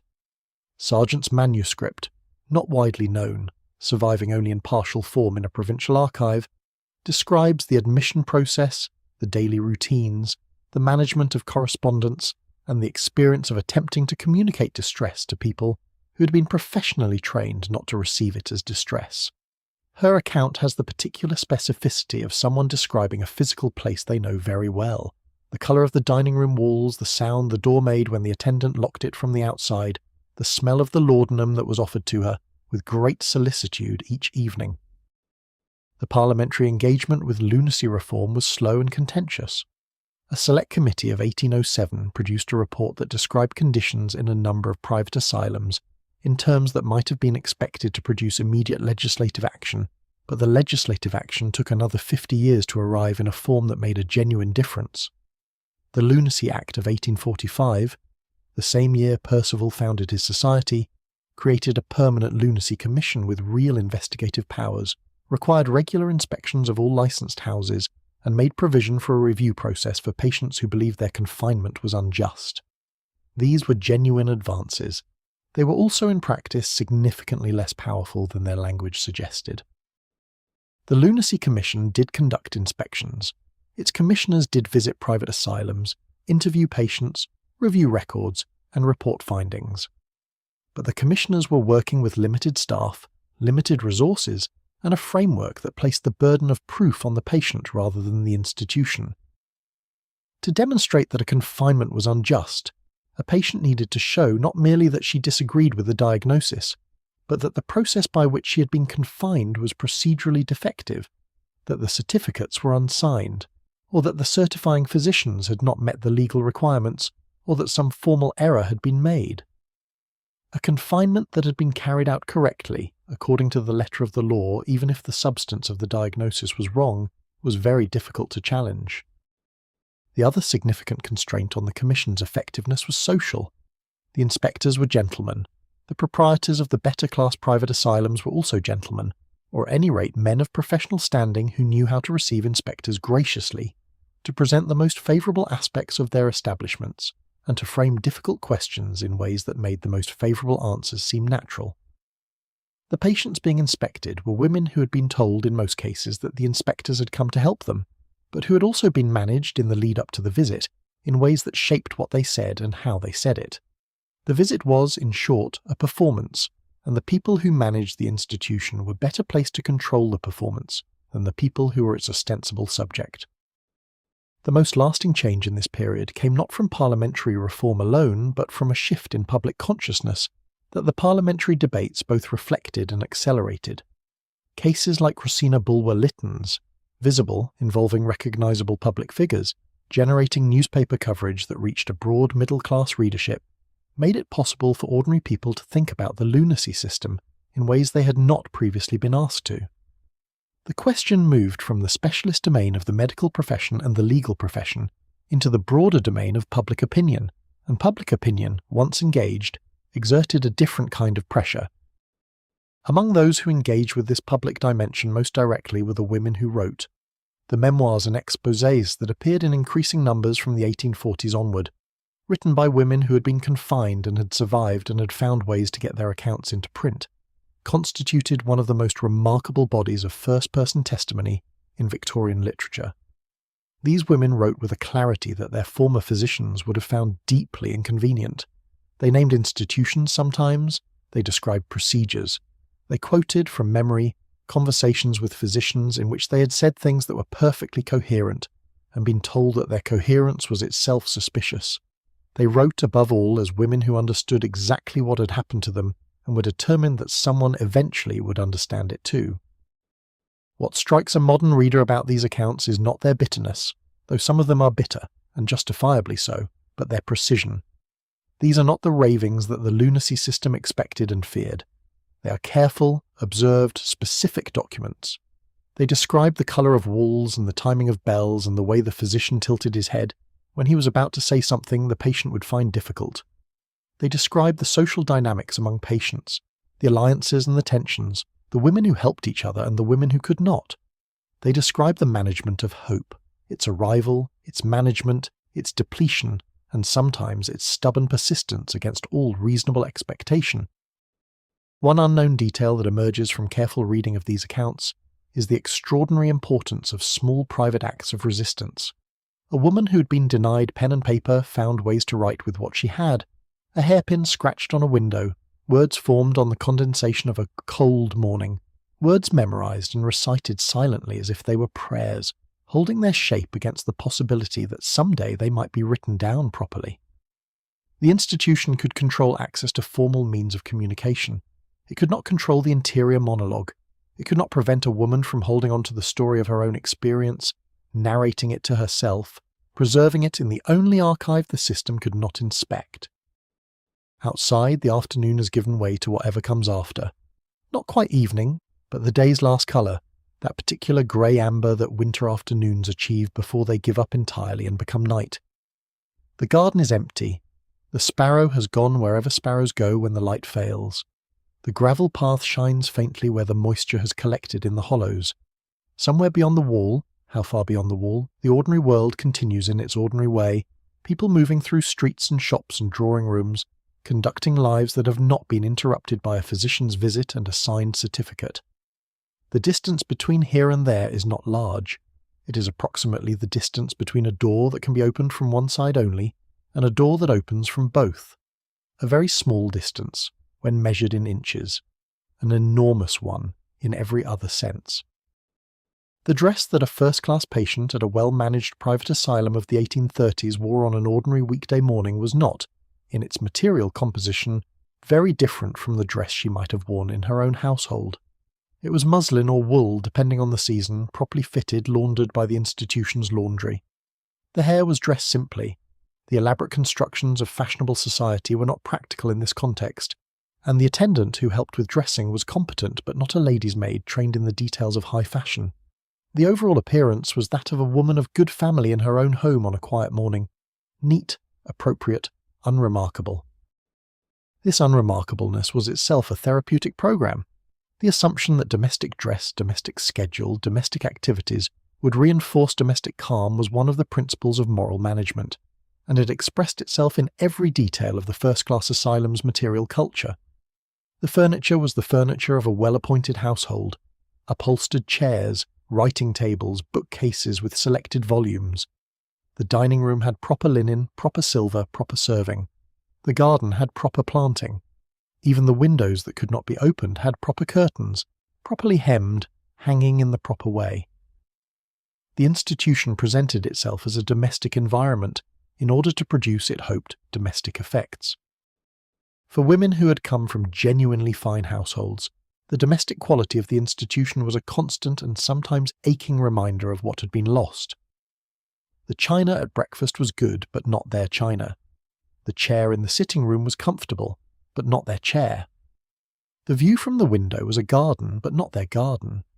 These small dissimilarities, the texture of unfamiliarity within an apparent familiarity, were, some of the accounts suggest, more rather than less disturbing than an environment that was openly alien would have been. The almost right is harder to inhabit than the clearly different. The food was a particular focus of attention in almost every account of institutional life written by former patients. This is not surprising. Food is one of the most direct expressions of care or its absence, and it is one of the most immediate markers of the gap between home and institution. Home cooking, particularly in a household with a competent cook, as most middle-class households of the period had, was food selected for the preferences of the household's members, prepared according to those preferences, presented in the context of a table that the household owned, and a room that expressed the household's own aesthetic. Institutional cooking was food selected for a population, prepared for that population's aggregate needs, presented in a context that belonged to the institution. The better establishments prided themselves on their table. The prospectuses described the quality of the food in terms that were clearly designed to reassure families: roast meats, fresh vegetables from the kitchen garden, good bread, adequate puddings.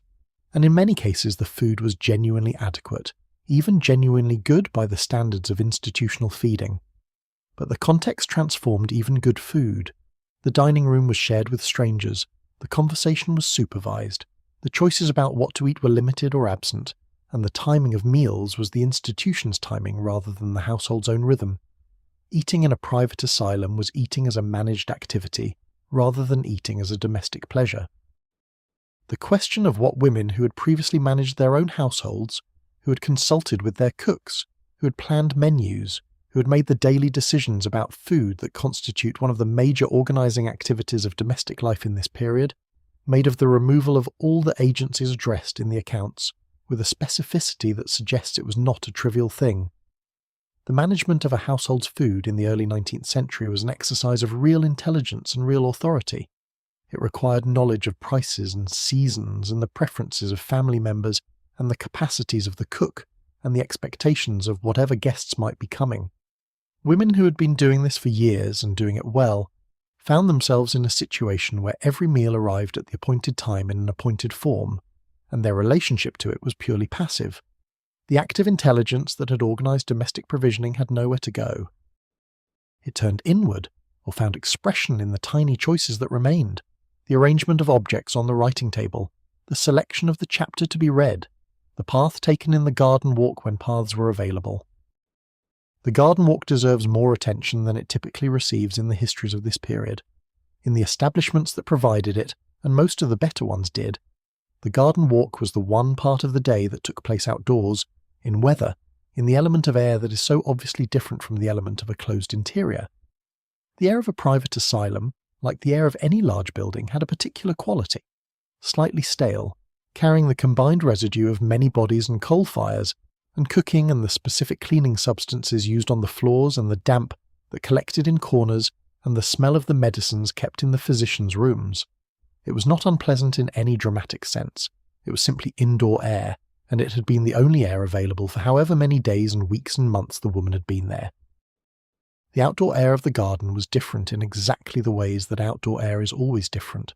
It moved, it carried the smell of the earth, and, depending on the season, of whatever was growing or had finished growing, of the distant countryside beyond the wall, of rain approaching or departing. It had temperature, which indoor air also had, but in a more managed and uniform way. The outdoor air was the air of wherever the institution happened to be, and wherever the institution happened to be was somewhere, was a specific place with a specific climate and specific smells and specific birds and specific trees, and all the particular ordinary specificity that places have, which is the thing most completely absent from the generic interior. Women who wrote about their garden walks wrote about them with a quality of attention that suggests the walks carried a weight of meaning out of proportion to their literal content. The walk was an hour or less of unstructured sensory contact with a world that was not entirely managed. The garden was managed, planted, maintained, overseen. But the sky above it was not. The light that fell through the bare branches of the trees in winter was not. The sound of the wind against the stones of the wall was not.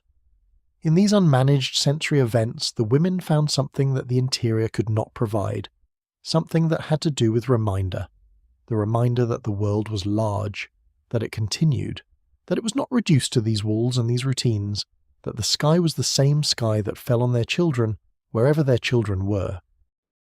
The question of sleep, of what night was like in a private asylum, of the particular quality of darkness and sound that the institution produced during the hours of enforced quiet, appears in the accounts with a specificity that suggests it was one of the most distinctive features of institutional experience. Nights in a large house occupied by many people who are there involuntarily and who may have varied relationships to sleep. Women in distress, women sedated, women who have nothing to do during the day and therefore have difficulty sleeping at night, produce a soundscape that is quite different from the nights of ordinary domestic life. The sounds of a private asylum at night, as described in the accounts, included the breathing of a roommate in cases where private rooms were not available, the distant cry or call of another patient, heard through the corridors and the walls, the footstep of an attendant making rounds, the creak of the building's structural timbers as the temperature changed between the warmth of occupied rooms and the cold of unheated corridors, the sound of the wind against the windows, and, on certain nights, in certain establishments, the sound of rain on the stone of the courtyard, which was the sound of the weather doing what weather always does, which was happening entirely without reference to the institution's concerns. These night sounds became, for women who spent years in these establishments, as familiar as the sounds of any home, more familiar in many cases than the sounds of the home they had come from, since they had spent more nights in this house than they remembered spending in that one. The familiarity of the sounds was not comfort, but it was something like orientation, something like the body's accommodation to its actual environment, which happens whether or not the mind approves of that environment. The body always adjusts, the body always finds its rhythms, and in the finding of rhythms, in the accumulation of ordinary sensory detail that constitutes a life in any setting, something that was not quite peace but was not quite its opposite was sometimes achieved. There is a letter in the Wellcome collection in London that was written sometime in the 1820s by a woman known only as M.H. It is written on a scrap of paper that was clearly not obtained through official channels. The edges are torn, and the handwriting has the compressed quality of a person trying to fit a great deal into a very small space. The letter is addressed to her sister. It describes, in careful and coherent prose, the circumstances of the writer's confinement, the reasons given, the process of admission, the daily routines, and then, at the end, in a slightly different hand that suggests it was added at a different moment, there is a single sentence: "I have not gone mad. I only wanted to be certain you knew." The letter was never sent. It was found tucked behind a loose board in the wall of what had been, a century earlier, a private asylum. The board had been removed during a renovation. The letter was not attached to any patient record that survives. We do not know what happened to M.H., whether she was eventually released, whether she died in the institution, whether she recovered or declined, whether anyone who knew her ever wondered where she had gone. We know only that she wrote the letter and hid it, and that 100 years later it was found. The act of writing in this context was not merely therapeutic, it was an assertion. It said, "There is a self here." It said, "This self has an interior life that the institution cannot fully access or manage." It said, The story of what has happened is being recorded by the person it happened to, not only by the people who made it happen. These are not small claims. In a system that had effectively denied the patient's subjective experience as a valid source of information about her own condition, the act of producing written testimony was a form of resistance that did not depend on anyone receiving or acting on that testimony. The writing itself was the assertion. The fact of it mattered, even if no one read it. The women who wrote, and there were more of them than the official record suggests because the official record was not designed to preserve their writing, developed a range of strategies for doing so in circumstances that range from merely difficult to actively prohibitive. In houses where pen and paper were freely available, writing was not in itself a subversive act. What was subversive was writing honestly, writing about the actual conditions of one's confinement, rather than the cheerful domestic content that attendants expected and approved. Women who could write freely sometimes developed a private code, a way of discussing their actual circumstances in language that would sound to an uninformed reader like an account of ordinary domestic life. In houses where writing materials were restricted or supervised, the strategies were more radical. Women memorized. They recited to themselves. They composed letters in their heads during the garden walk and stored them in the order they had composed them, repeating the opening line to fix it, then adding the next, building a document that existed nowhere but in the architecture of their own remembering. These mental letters were sometimes later written down, when circumstances permitted, recognized by the specificity of their detail, the date lines that could be reconstructed, the quotations from conversations that had been preserved with a fidelity that only deliberate memorization could produce. Some women found allies, not always obvious allies, not necessarily the most sympathetic attendant or the visitor most likely to raise a public fuss. Sometimes it was a washwoman who passed through the institution twice a week, and whose presence, in the laundry, was not supervised as carefully as everything else. Sometimes it was a tradesman who made deliveries. Sometimes it was another patient, more recently admitted, who had not yet been fully absorbed into the institution's management of correspondence and who might carry a folded note to the post on her first outing. The social intelligence required to identify and cultivate these alliances, to judge who could be trusted and with how much, was considerable, and its exercise was itself a demonstration of exactly the kind of competence the confinement was designed to call into question. Friendship among patients was complicated, and the complications were structural rather than personal. Women who arrived at a private asylum found themselves thrown into proximity with strangers under conditions of considerable stress. The social hierarchies of the outside world, of class, education, manner, family, followed them inside, and the institution's own hierarchy added another layer. The patient who had been there longest was not necessarily the most trusted, because long residence might indicate either genuine illness or a level of accommodation to the institution's demands that made her less reliable as an ally. The patient most recently arrived was the freshest connection to the outside world, the most likely to be in contact with people who had not been managed. There is an aspect of this women's community, this unofficial network that existed among the patients, that the historical record allows us to see only obliquely, through the accounts of individual women who described relationships with other patients in terms that suggest something more layered than they were perhaps willing to make fully explicit. Women who had, in the outside world, no particular occasion to form close friendships with women they were not related to, found themselves, inside the institution, in a space where female intimacy was both available and, in a certain sense, necessary. The institution provided, accidentally, a concentrated version of female society, women together, without the structuring presence of husbands or fathers or the management of household, forced to develop their own ways of navigating their shared circumstances. This is not a story with a simple moral about sisterhood triumphing over adversity. The records include accounts of patients who informed on each other, who competed for the physician's favour, who used each other's vulnerabilities in ways that are hard to read charitably. Confinement under stress does not automatically produce solidarity. It sometimes produces the opposite, but it also sometimes produced genuine care. Women looking out for each other, sharing information and resources, and the irreplaceable gift of being believed by another person who had no professional reason to disbelieve you. One of the least known aspects of this history involves the role of religion. Many of the women confined in private asylums of the Regency and early Victorian period were women of genuine and active Christian faith, and their faith provided not only consolation but a framework within which the experience of unjust confinement could be given meaning and survived. The language of endurance, of witness, of suffering as spiritually significant rather than merely pointless. These were not consolations that required belief in the justice of what was happening. They were consolations available even in the absence of any earthly justice, and in circumstances where earthly justice was reliably absent, they mattered.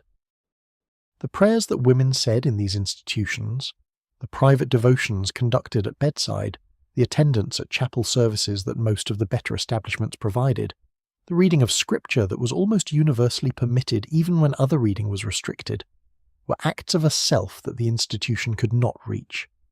Whatever the physicians thought about the spiritual dimensions of their patients' experience, they could not enter the space of private prayer.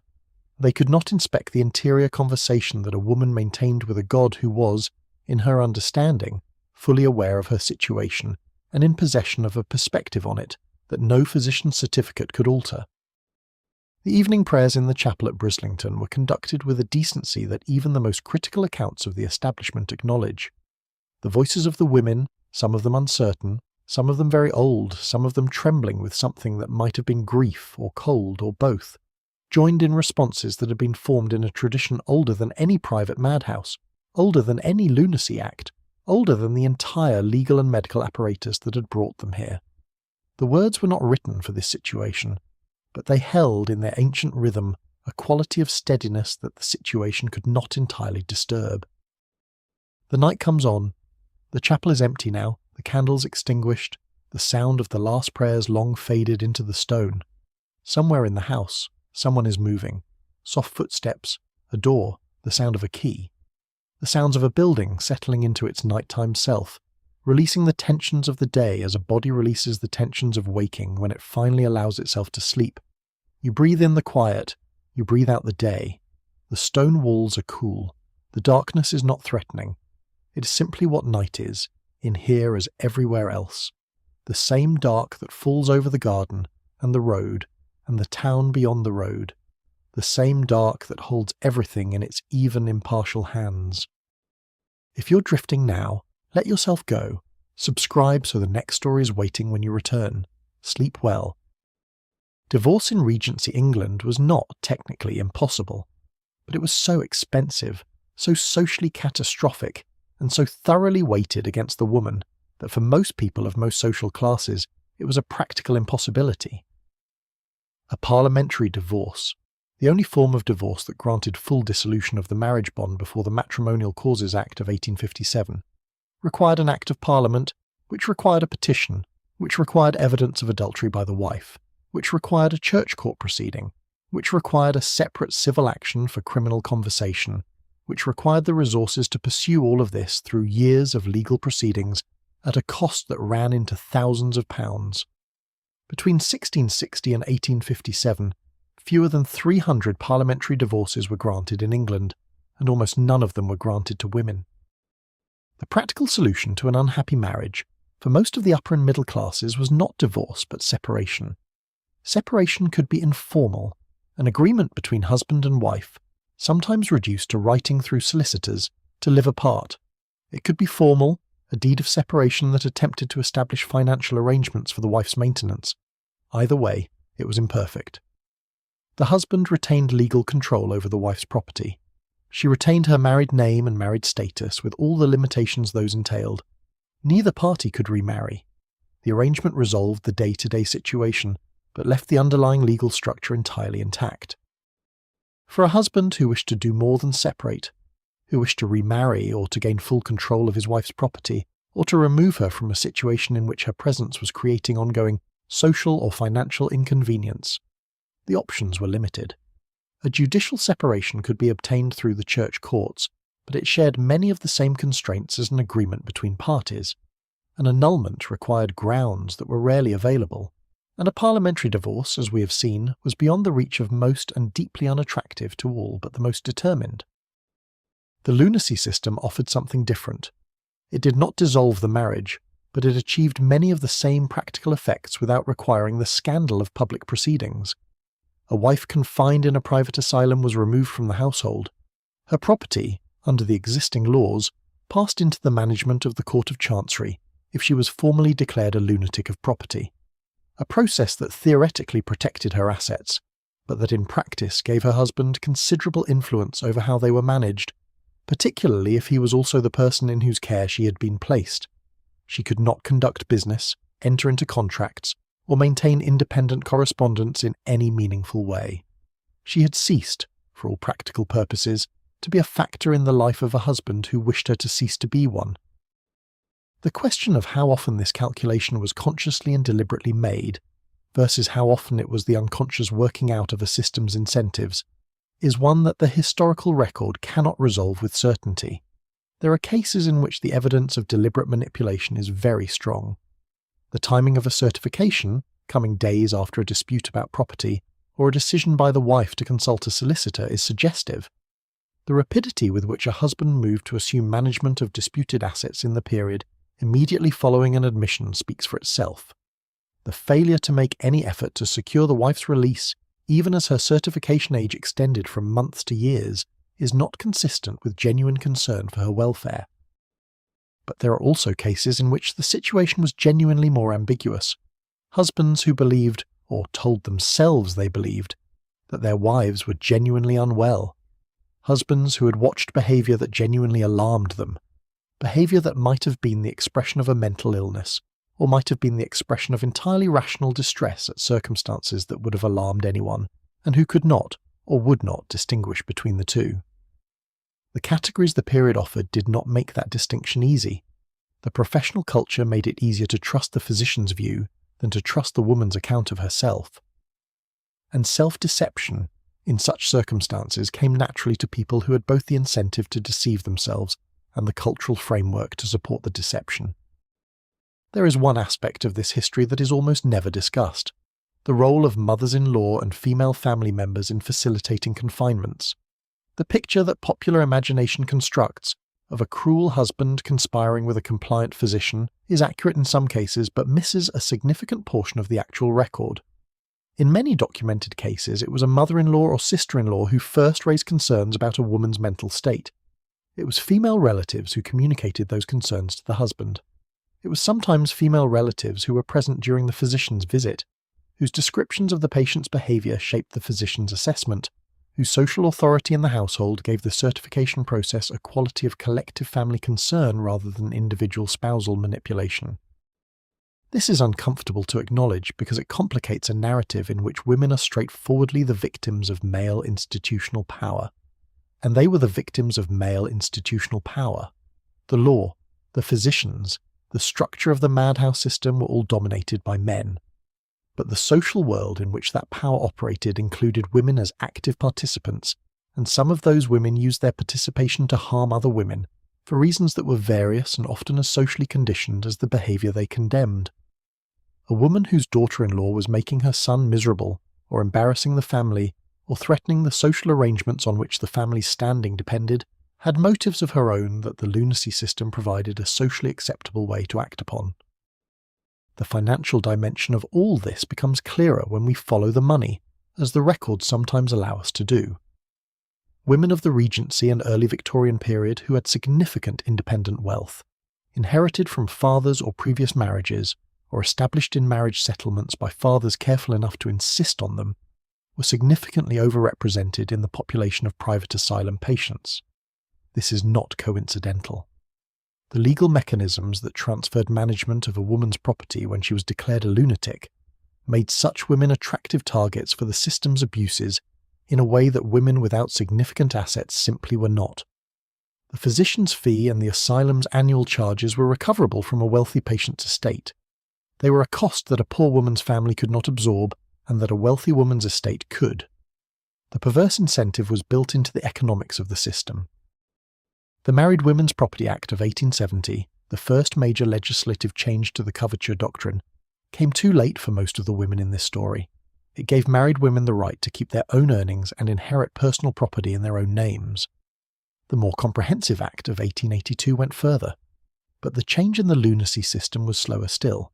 The idea that a woman's account of her own experience was a valid source of evidence about her mental state, not merely a symptom to be managed, took decades to establish as a professional principle and did not fully arrive until well into the 20th century.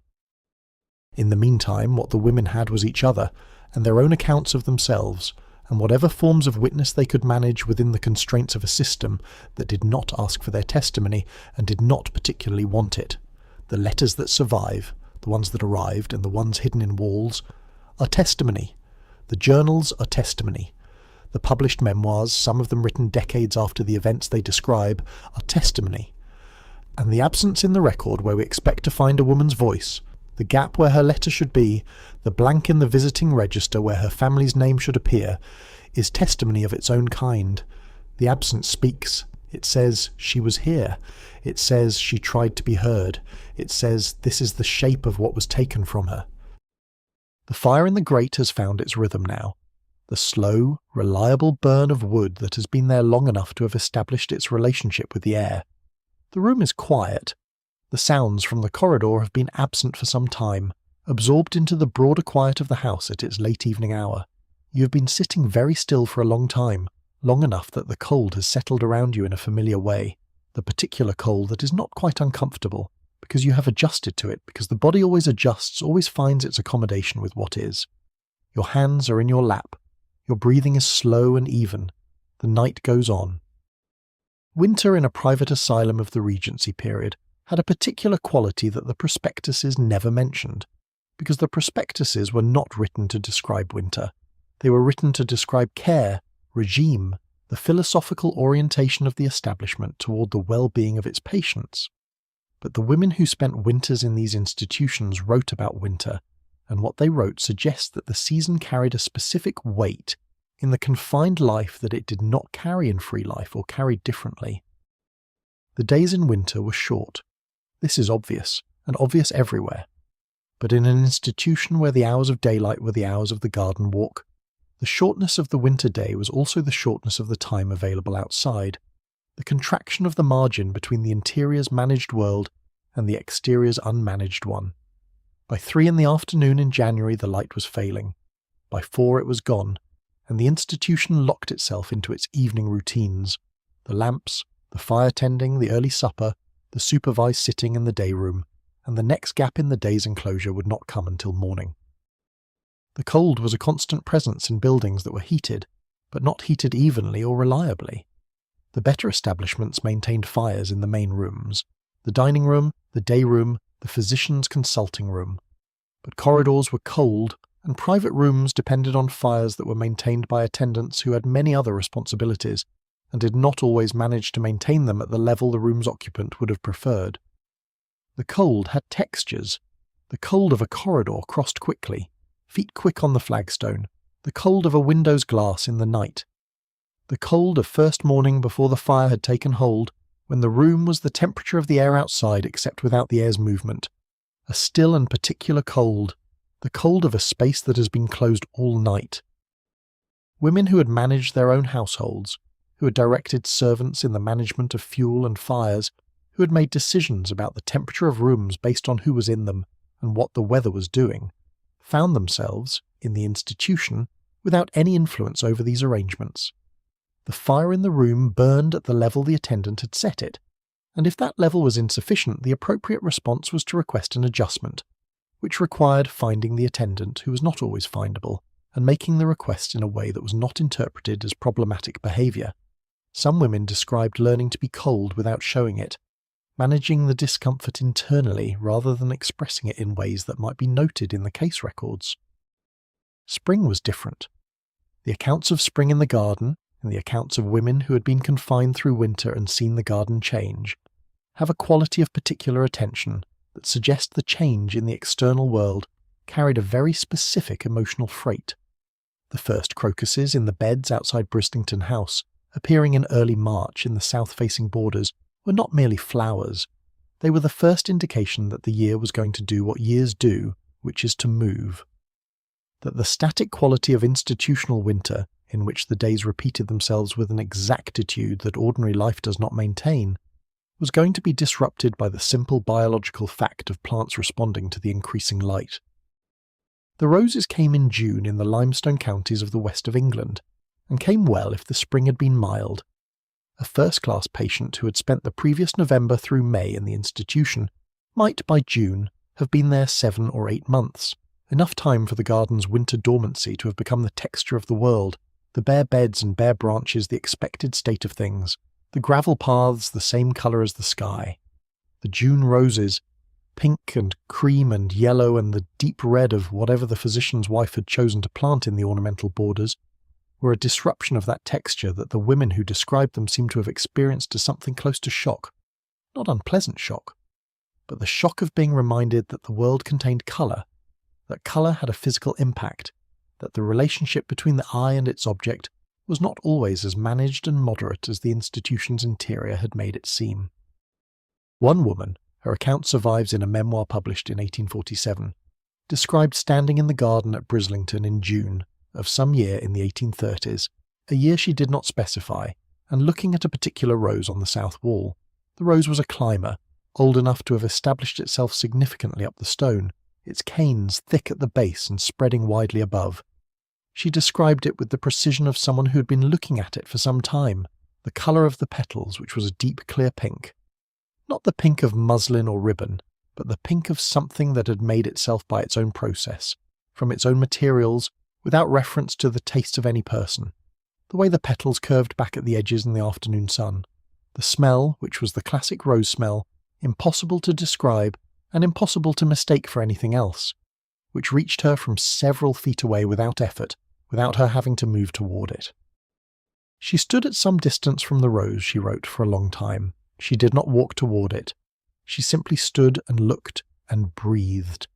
And she wrote of this experience something that had stayed in the account and that readers of her memoir had noticed, that for the duration of the time she stood looking at the rose, which might have been 5 minutes or might have been considerably longer, she was not in the institution. She was not in any place that could be defined in institutional terms. She was simply in a relationship with a rose, which was all rose, which did not know it was in a private asylum's garden, which did not know that the woman looking at it was a patient, which simply was what it was, doing what roses do in the afternoon light on the south wall in June. This experience of being returned, by the encounter with the natural world, to a version of oneself that preceded and exceeded the institution's definition, appears in different forms in many of the accounts. It is not always roses. It is sometimes a bird, or the texture of grass underfoot, or the particular quality of a cloudy day's light, or the sound of rain on the garden's gravel, or the smell of earth after that rain. These encounters do not produce escape, which is not available. They produce something that might be called recovery, not the recovery the physicians had in mind, which was recovery from the supposed disorder that had justified confinement, but a recovery of the sense of a self that exists in relationship with the world rather than as an object of the institution's management. The autumn that followed that June, the autumn of whatever year it was, brought the colour of leaves and the smell of wood smoke from beyond the wall, the smell of other households burning their autumn fires in the ordinary way, the smell of a world not organised around the management of illness, but simply going about the activities of the season. This smell arrived in the garden on certain afternoons, when the wind was in the right direction, mixed with the smell of the institution's own fires and the smell of the garden's decay, all of it together the smell of October in England, which is a specific and irreducible smell that carries its own complex of associations and which cannot be managed or modified by any institutional arrangement. The year moved through its seasons with the indifference of years. Inside the institution, the routines continued with the regularity that was their purpose and their nature. But outside, in the garden, in the air above the garden, in the smell of the world beyond the wall, the year did its work, and the women could feel it, and the feeling was a form of connection to a world that was larger and older, and more indifferent to the institution's existence than the institution's interior could produce. The seasons were not therapy. They were not cure. They were simply the world continuing, and the world continuing was, in the absence of almost everything else, something. Let the seasons continue now, in whatever form they take in the dark behind your closed eyes. Let the roses come and go, the leaves turn and fall, the crocuses appear in the March bed, the year move through its proper sequence. Let the garden be whatever garden it is, its roses the roses it has, its paths the paths it maintains, its wall the same stone wall in all weathers. Let the sparrow return, as sparrows return, without agenda, without awareness of the human significance of the space it inhabits. Let the world be the world, large, indifferent, continuing, doing all the ordinary remarkable things that the world does, regardless of what takes place within its particular enclosures. History does not always arrange itself into lessons. Sometimes it arranges itself into details, specific, strange, uncomfortable details that the grand narrative tends to smooth over in its effort to tell a coherent story. The story of the Regency madhouse system is full of such details. They are not comfortable, but they are illuminating, and in their illumination they do something that the grand narrative sometimes cannot. They make the people of this period real, with the particular realness of people who ate specific foods and wore specific things and felt specific versions of what we recognize as entirely human experiences. The first thing most people do not know, in the early 19th century, the average length of stay in a private asylum for a first-class female patient was not weeks, but years. The median, in records from several documented establishments, was between 3 and 5 years. Some women spent their entire adult lives inside. Some arrived at 30 and died at 65, having never left. The institution was not, for these women, a temporary interruption of their lives. It was their lives, and everything outside it, the houses, the children, the social world, existed only in memory and in the letters that sometimes arrived and were sometimes sent and sometimes were neither. Second, the physicians who certified women for confinement were not required to disclose any financial relationship they might have with the institution to which they were sending the patient. A physician who was also a part owner of a private asylum, or who had a standing arrangement to refer patients to a particular establishment, was not legally obliged to mention this to the family or the patient. Conflicts of interest of this kind were not uncommon, and the practice was well enough known that reformers specifically addressed it in their campaigns, but it was not prohibited until much later in the century. Third, the garden at Ticehurst House in Sussex, one of the most expensive private asylums of the Victorian period, included a cricket ground where male patients played. Female patients were not offered cricket. They were offered croquet, when the weather permitted, and lawn tennis in the later decades. The assumption that women's exercise should be gentle and ornamental, while men's exercise might be vigorous and competitive, was reproduced faithfully inside the institution walls. Fourth, some private asylums of the period employed what they called patient companions, women, often of reduced circumstances but good family background, who lived in the institution and spent time with patients in the capacity of social equals rather than staff. The companion system was designed to provide the benefits of sociable female company without the supervision problems created by family visits. The companions were, in effect, paid to befriend. Some of them did genuinely befriend. Others found the situation so uncomfortable that the employment did not last. A few became important sources of information about conditions inside institutions when they later spoke to journalists or reformers. Fifth, the question of what happened to the children of women confined in private asylums was not addressed in the lunacy law of the period with any particular attention. A mother who was certified as a lunatic lost, in practice, all contact with her children. The father, as the holder of the legal rights, controlled access. In most cases where documentation survives, fathers did not arrange for children to visit confined mothers. The children were told, in many cases, something vague and deflecting about their mother's health, and they grew up in households where the subject was managed rather than addressed. The children appear in this story mostly as absences, as the people for whom the women in these institutions missed most completely and most painfully. Sixth, a parliamentary inquiry of 1815 found that one private madhouse in London had been using patients as unpaid domestic labour. Women who were capable of performing household tasks were required to clean, cook, and do laundry for the institution in the name of therapeutic occupation without compensation. This practice was not unique to the establishment investigated, and the inquiry's findings did not immediately produce legislation that prohibited it. The labour of confined women was, in a system that had already defined them as incapable of making valid decisions about their own lives, an available resource. Seventh, the York Retreat, founded in 1796 by the Quaker William Tuke, and widely regarded as the model for humane treatment, had a waiting list. For a family that wished to place a relative in an environment that genuinely prioritised their welfare, the most benevolent establishments were not always accessible. The less benevolent ones had more capacity and shorter waiting times, and for families who needed to act quickly, for whatever reason, the choice was often made not on grounds of therapeutic quality, but on grounds of immediate availability.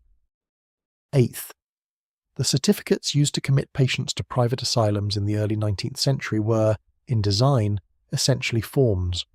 They had blanks to be filled in, the patient's name, the certifying physician's name, the date, and a space for a description of the patient's condition.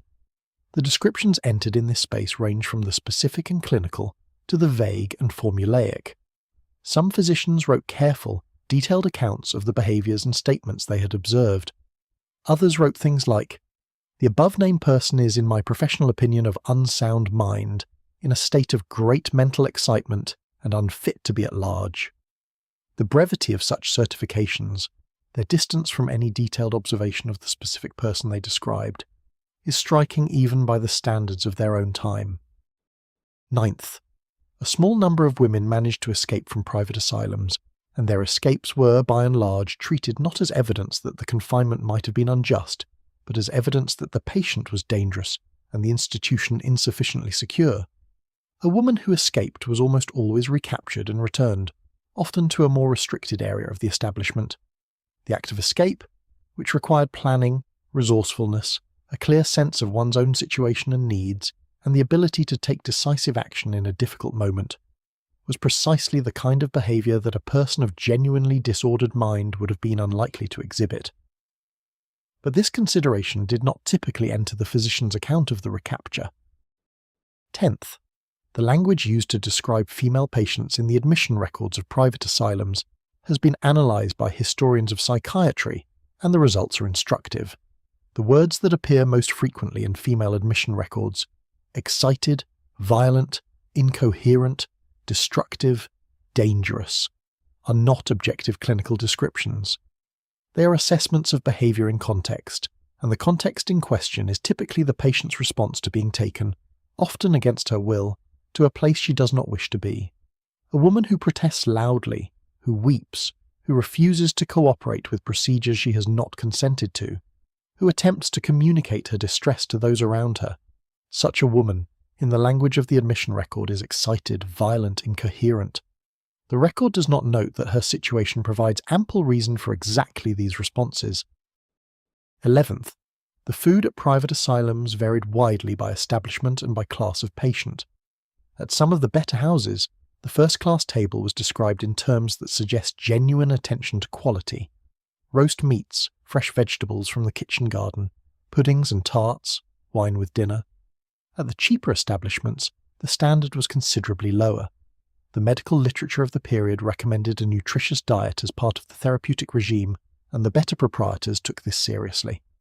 But food was also a form of reward and punishment, and the records show in a number of houses that patients whose behaviour was considered unsatisfactory might find their meals reduced or simplified as a consequence. 12th, some women who were confined in private asylums developed, over their years of confinement, genuine friendships with their attendants. The women who managed the practical care of the patients, who served their meals and supervised their garden walks and helped them dress and undress and manage the physical routines of daily life. These friendships were unofficial and professionally discouraged. The relationship between patient and attendant was not supposed to be personal, because personal relationships complicated the therapeutic distance the physician wished to maintain. But in practice, in a closed social world where the options for human connection were limited, such friendships formed, and some of the most human and specific accounts that survive of life inside these institutions come from the intersection of an attendant's observation and a patient's trust. 13th, the architectural design of private asylums was, in the better establishments, deliberately domesticated. Brislington House, Ticehurst House, and a number of other establishments of the first rank were designed to look and feel, as far as possible, like comfortable country houses rather than places of confinement. The theory was that domestic surroundings would reinforce domestic calm, that the familiar rhythms of a well-run household would ease the patient into a well-regulated state of mind.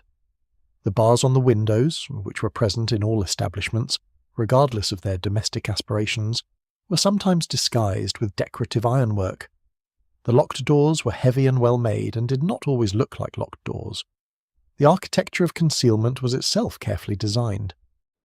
14th, a number of women confined in private asylums of the period were not, by any reasonable assessment, mentally ill in any sense that their contemporaries would have recognised as such. They were placed there for reasons that the documents describe as mental illness, but that the records, read carefully, suggest were more accurately described as social nonconformity or domestic conflict, or the expression of grief or anger or unhappiness in ways that the people around them found inconvenient. The conflation of social nonconformity with mental illness, the idea that a woman who behaved in ways her family found difficult must be suffering from a disorder rather than responding rationally to a difficult situation, was not a deliberate policy. It was the natural consequence of a framework that had no reliable way to distinguish between the two. 15th, and perhaps the most haunting of all, in the archive of a private asylum that closed in the 1880s, historians found a collection of objects that had belonged to patients over the decades of the institution's operation, objects that had been taken from patients upon admission or found after their deaths and kept without any obvious organisational purpose. Among these objects were locks of hair, small books of pressed flowers, letters folded and refolded until the paper had worn through at the creases, a child's shoe, a pair of gloves worn to softness, a small painting of a house that might have been someone's home. The objects are in the archive still. They have no names attached to them. The people they belong to are not traceable. They exist as evidence of people who are otherwise entirely absent from the record, people who had private lives and specific losses and relationships with small objects that mattered to them, whose names the institution did not consider worth preserving alongside the objects it had kept. The night deepens. The objects in the archive have been there a long time. The walls of the room that held them have been repurposed, the building converted, the garden built over or grown wild depending on what local circumstance allowed. But the objects are still there, in their acid-free boxes, in their carefully maintained dark, carrying their freight of unnamed attachment into the present. Someone pressed those flowers. Someone wrote those letters. Someone wore those gloves until they became a record of the shape of their own hands. You close your eyes. You breathe. The dark around you is not unkind. The most famous madwoman in English literature did not exist. She was invented by Charlotte Bronte in 1847 in the pages of a novel called Jane Eyre, and she lived in the attic of Thornfield Hall, and her name was Bertha Mason Rochester, and she was, by all the novel's indicators, genuinely, violently, irredeemably insane. A creature of wild movement and animal sound, who had to be chained and who burned things and who had been there, in that attic for 10 years, watched over by the grim Grace Poole, while her husband Rochester attempted to forget her existence and very nearly succeeded in persuading Jane Eyre to become his bigamous second wife. Bertha Rochester is a literary character, and the ethics of what Charlotte Bronte did with her, using a Creole woman's madness and confinement as the Gothic obstacle to the English heroine's romantic happiness, have been examined at considerable length and with considerable force, particularly since John Rhys wrote her novel Wide Sargasso Sea in 1966, giving Bertha her name back, Antoinette, and her story back, and turning the attic woman into the protagonist rather than the obstacle. But what interests us here, in this particular telling, is not primarily the literary ethics of the original novel. It is the degree to which Bertha Rochester's situation, a woman confined in a private space, under the authority of a husband who had certified her insane, inaccessible to anyone who might have helped her, was recognisable to the contemporary reader as a version of something that actually existed. Bronte did not invent the madwife in the attic as a pure Gothic fantasy. She invented her within a culture that had a living tradition of exactly this kind of confinement, that knew from newspapers and courtroom scandals and personal social networks that women were confined in private houses and private asylums on the authority of husbands who had strong personal reasons to prefer them confined. The attic at Thornfield Hall is a private space rather than a licensed asylum, but its structural function, removing an inconvenient woman from public view and substituting a physician's authority for her own, is recognisably the same. The Victorian novel was, in many of its preoccupations, deeply engaged with the lunacy question. Wilkie Collins, who was himself, in his private life, deeply familiar with the private asylum system, having had occasion to observe it at some proximity, made a private asylum the central location of The Woman in White, published in 1859 and 1860 in Dickens's periodical All the Year Round. In Collins's plot, a woman is imprisoned in an asylum under a false name in order to allow another woman, who resembles her, to assume her identity and her fortune. The mechanism is sensational, but the legal and institutional framework on which it depends, the ease of private admission, the difficulty of release, the management of correspondence and visits, is drawn from the actual practices of the period with considerable accuracy. Dickens himself touched the lunacy question in a number of his novels, most directly in Bleak House, where the Chancery Court's management of lunacy cases and property cases is part of the broader picture of a legal system so labyrinthine and slow that the people it claims to serve are destroyed by it long before it arrives at any resolution. The connection between Chancery and lunacy was not accidental. The Court of Chancery had jurisdiction over the persons and property of those declared lunatics of property, and its management of that jurisdiction was, like its management of every other piece of business, characterized by procedural complexity and glacial pace. What the novelists gave the public that the Reformers' pamphlets did not was emotional access. A pamphlet that described the procedural inadequacies of the certification process was addressed to the head. A novel in which a character was wrongly confined, in which the reader experienced the character's situation from the inside, was addressed to something else, to the part of the reader that could imagine being in that position, that could translate the abstract structural problem into a felt human experience. The novel made the lunacy question personal, in a way that parliamentary reports could not, and the popularity of the fiction that engaged with these themes suggests that the public found this kind of personal engagement compelling. The relationship between the literary imagination and the reform of actual law is always indirect and difficult to trace, but it is suggestive that the major changes to the lunacy law, the Acts of 1845, 1853 and 1890 that progressively tightened the certification requirements, increased oversight of private asylums and improved the formal mechanisms for review, came in the decades when fictional engagement with these themes was most intense.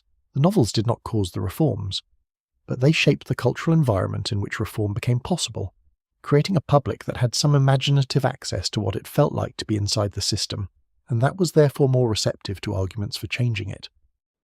There is another piece of this literary history that tends to be overlooked: the women who wrote about their own experience of confinement and who were doing so before the famous novels appeared.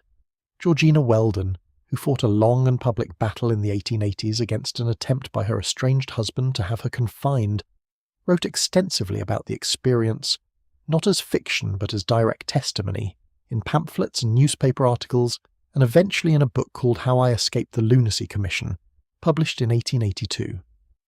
Weldon was a professional singer, a public figure in her own modest way, and she had the advantage of connections and combativeness that allowed her both to resist the initial confinement attempt and to make a public case out of it afterward.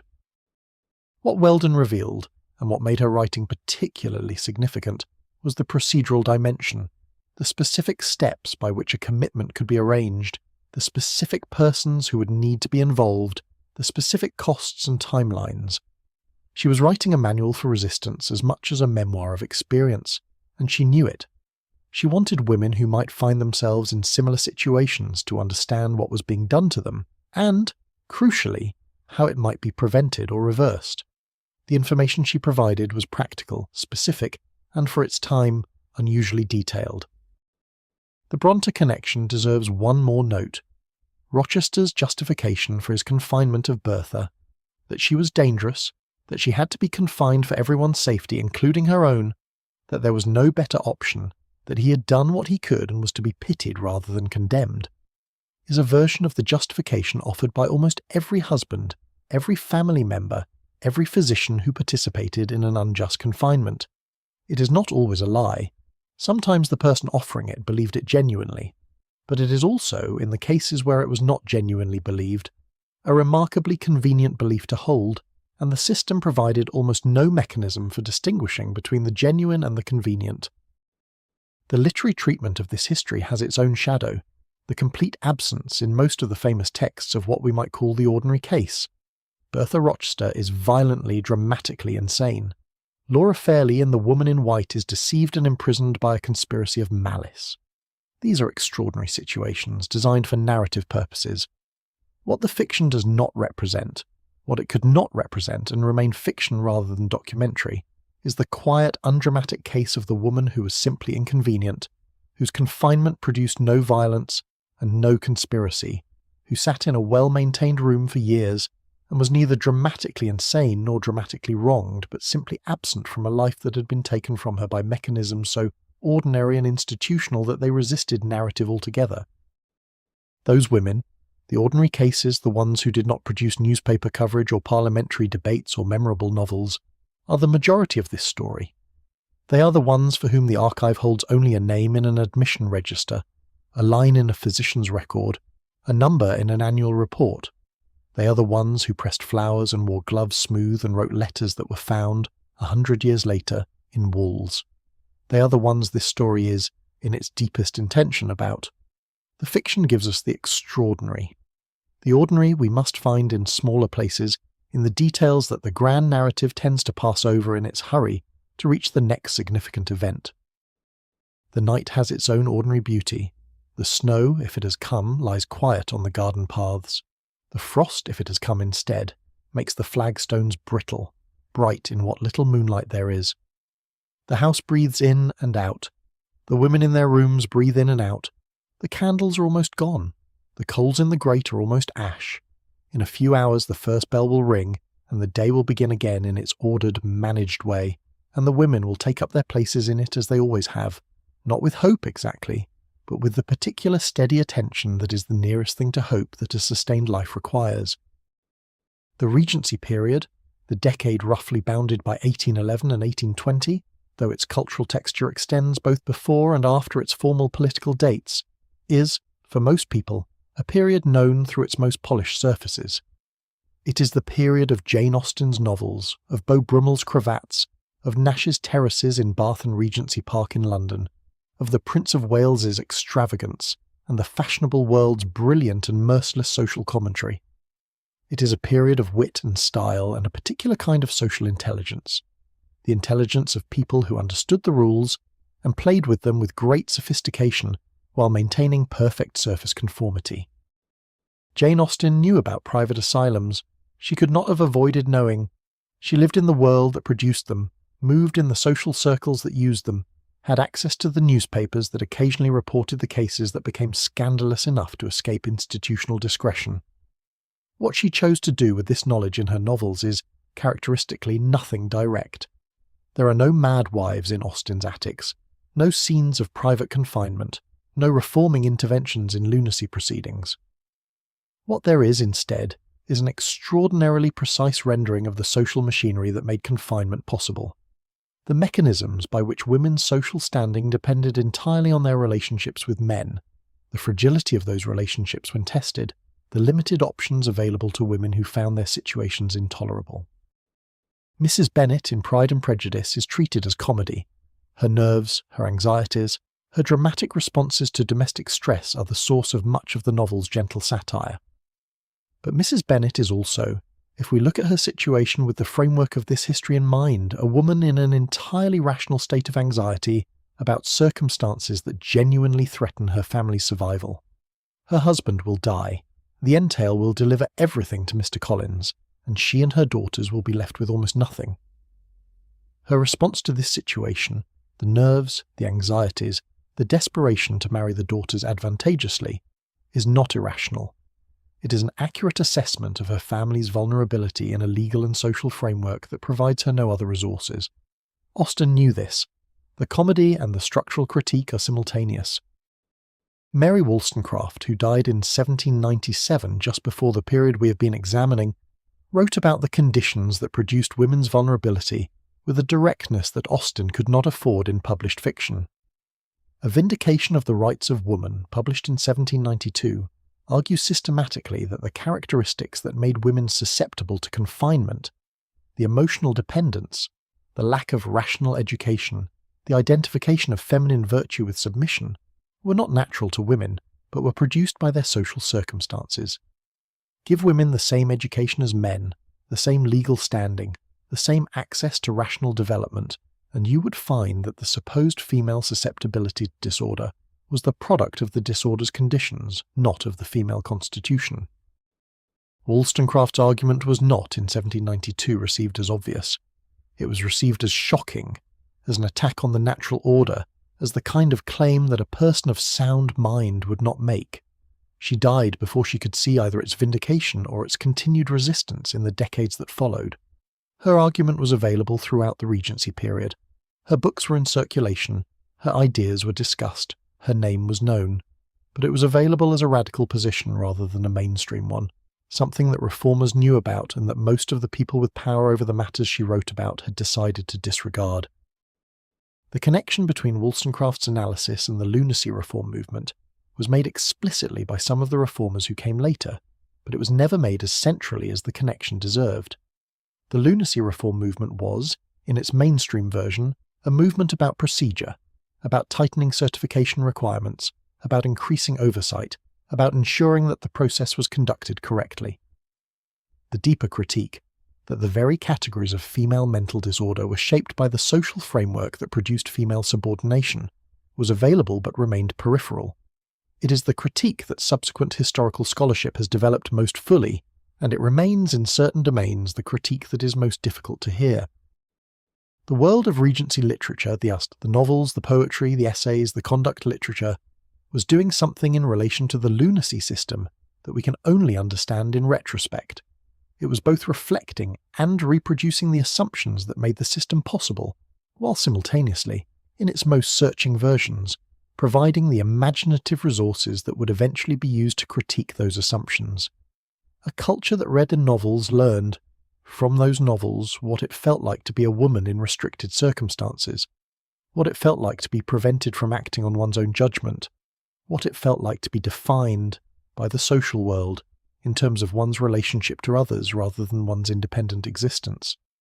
Whether that reading translated into action, into changed laws, changed practices, changed assumptions, was a function of a great many other variables. But it created a substrate of imaginative understanding on which the eventual reform could grow.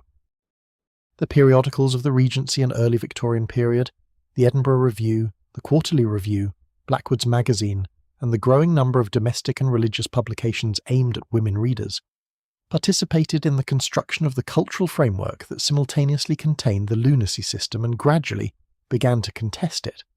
Articles about the lunacy question appeared alongside articles about female education and female domestic responsibilities and female social roles, and the juxtaposition was not accidental. The question of what women were, what their capacities were, what they deserved, what obligations society had toward them, was being worked out in print, in public, over the course of several decades, and the lunacy question was one node in that broader debate.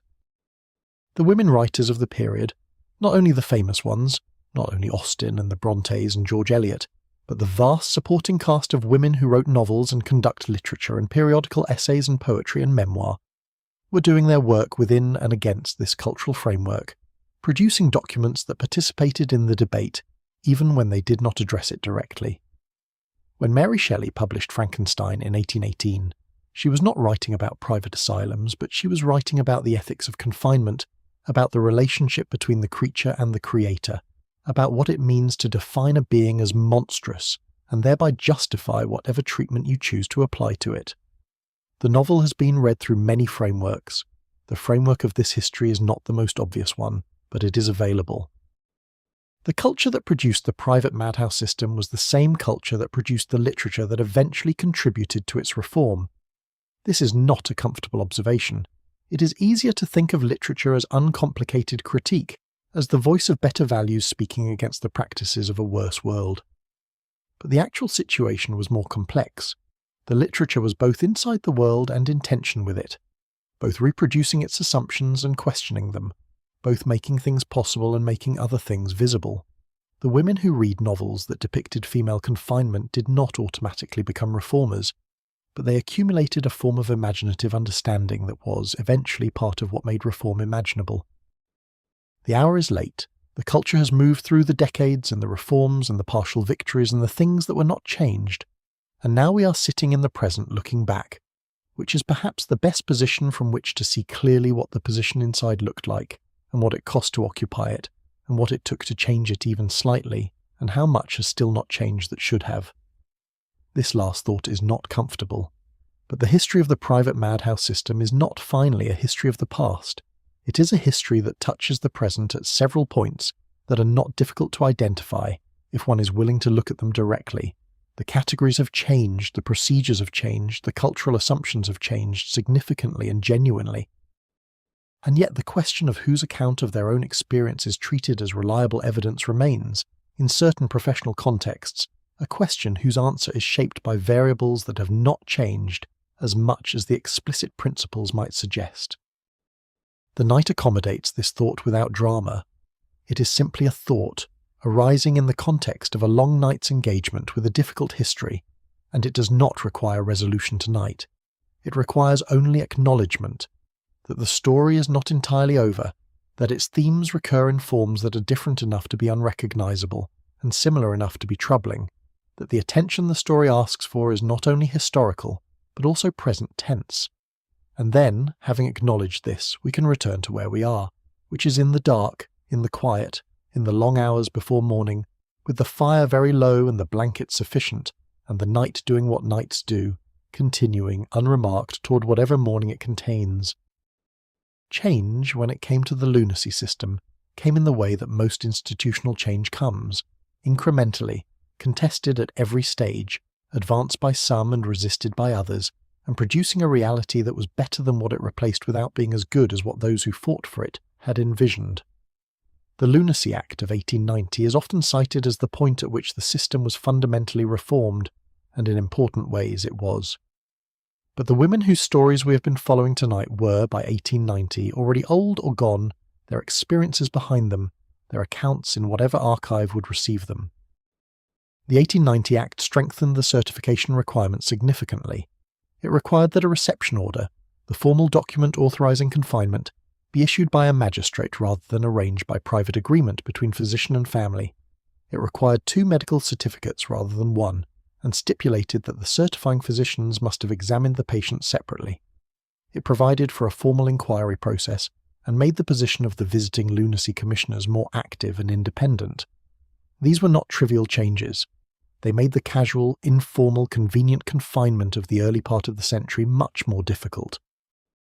What the 1890 Act did not do, what perhaps no legislative act of the period could have done, was address the underlying frameworks that had made the earlier abuses possible. The idea that women were inherently more susceptible to mental disorder than men remained embedded in medical education. The idea that a woman's account of her own experience was less reliable evidence of her actual condition than a physician's assessment of that experience remained embedded in clinical practice. The idea that the proper response to a woman's distress was to manage it, rather than to address its causes, remained embedded in the entire social structure within which the lunacy system operated. The case of Mary Hume, admitted to a private asylum in 1895, after the 1890 Act with all its new requirements, is instructive. Mary was a widow of 45 who had, after her husband's death, begun to act in ways her adult sons found alarming. She had made a new will. She had begun corresponding with the solicitor about the management of her estate. She had expressed in conversation with her elder son opinions about how the property should be managed that differed from his own. 2 physicians examined her separately as the new law required. Both found her of unsound mind. She was admitted. The admission was procedurally correct in every particular the law specified. The question of whether Mary Hume was mentally ill in any sense that went beyond her having made decisions her family disapproved of was not one that the procedural requirements were designed to resolve.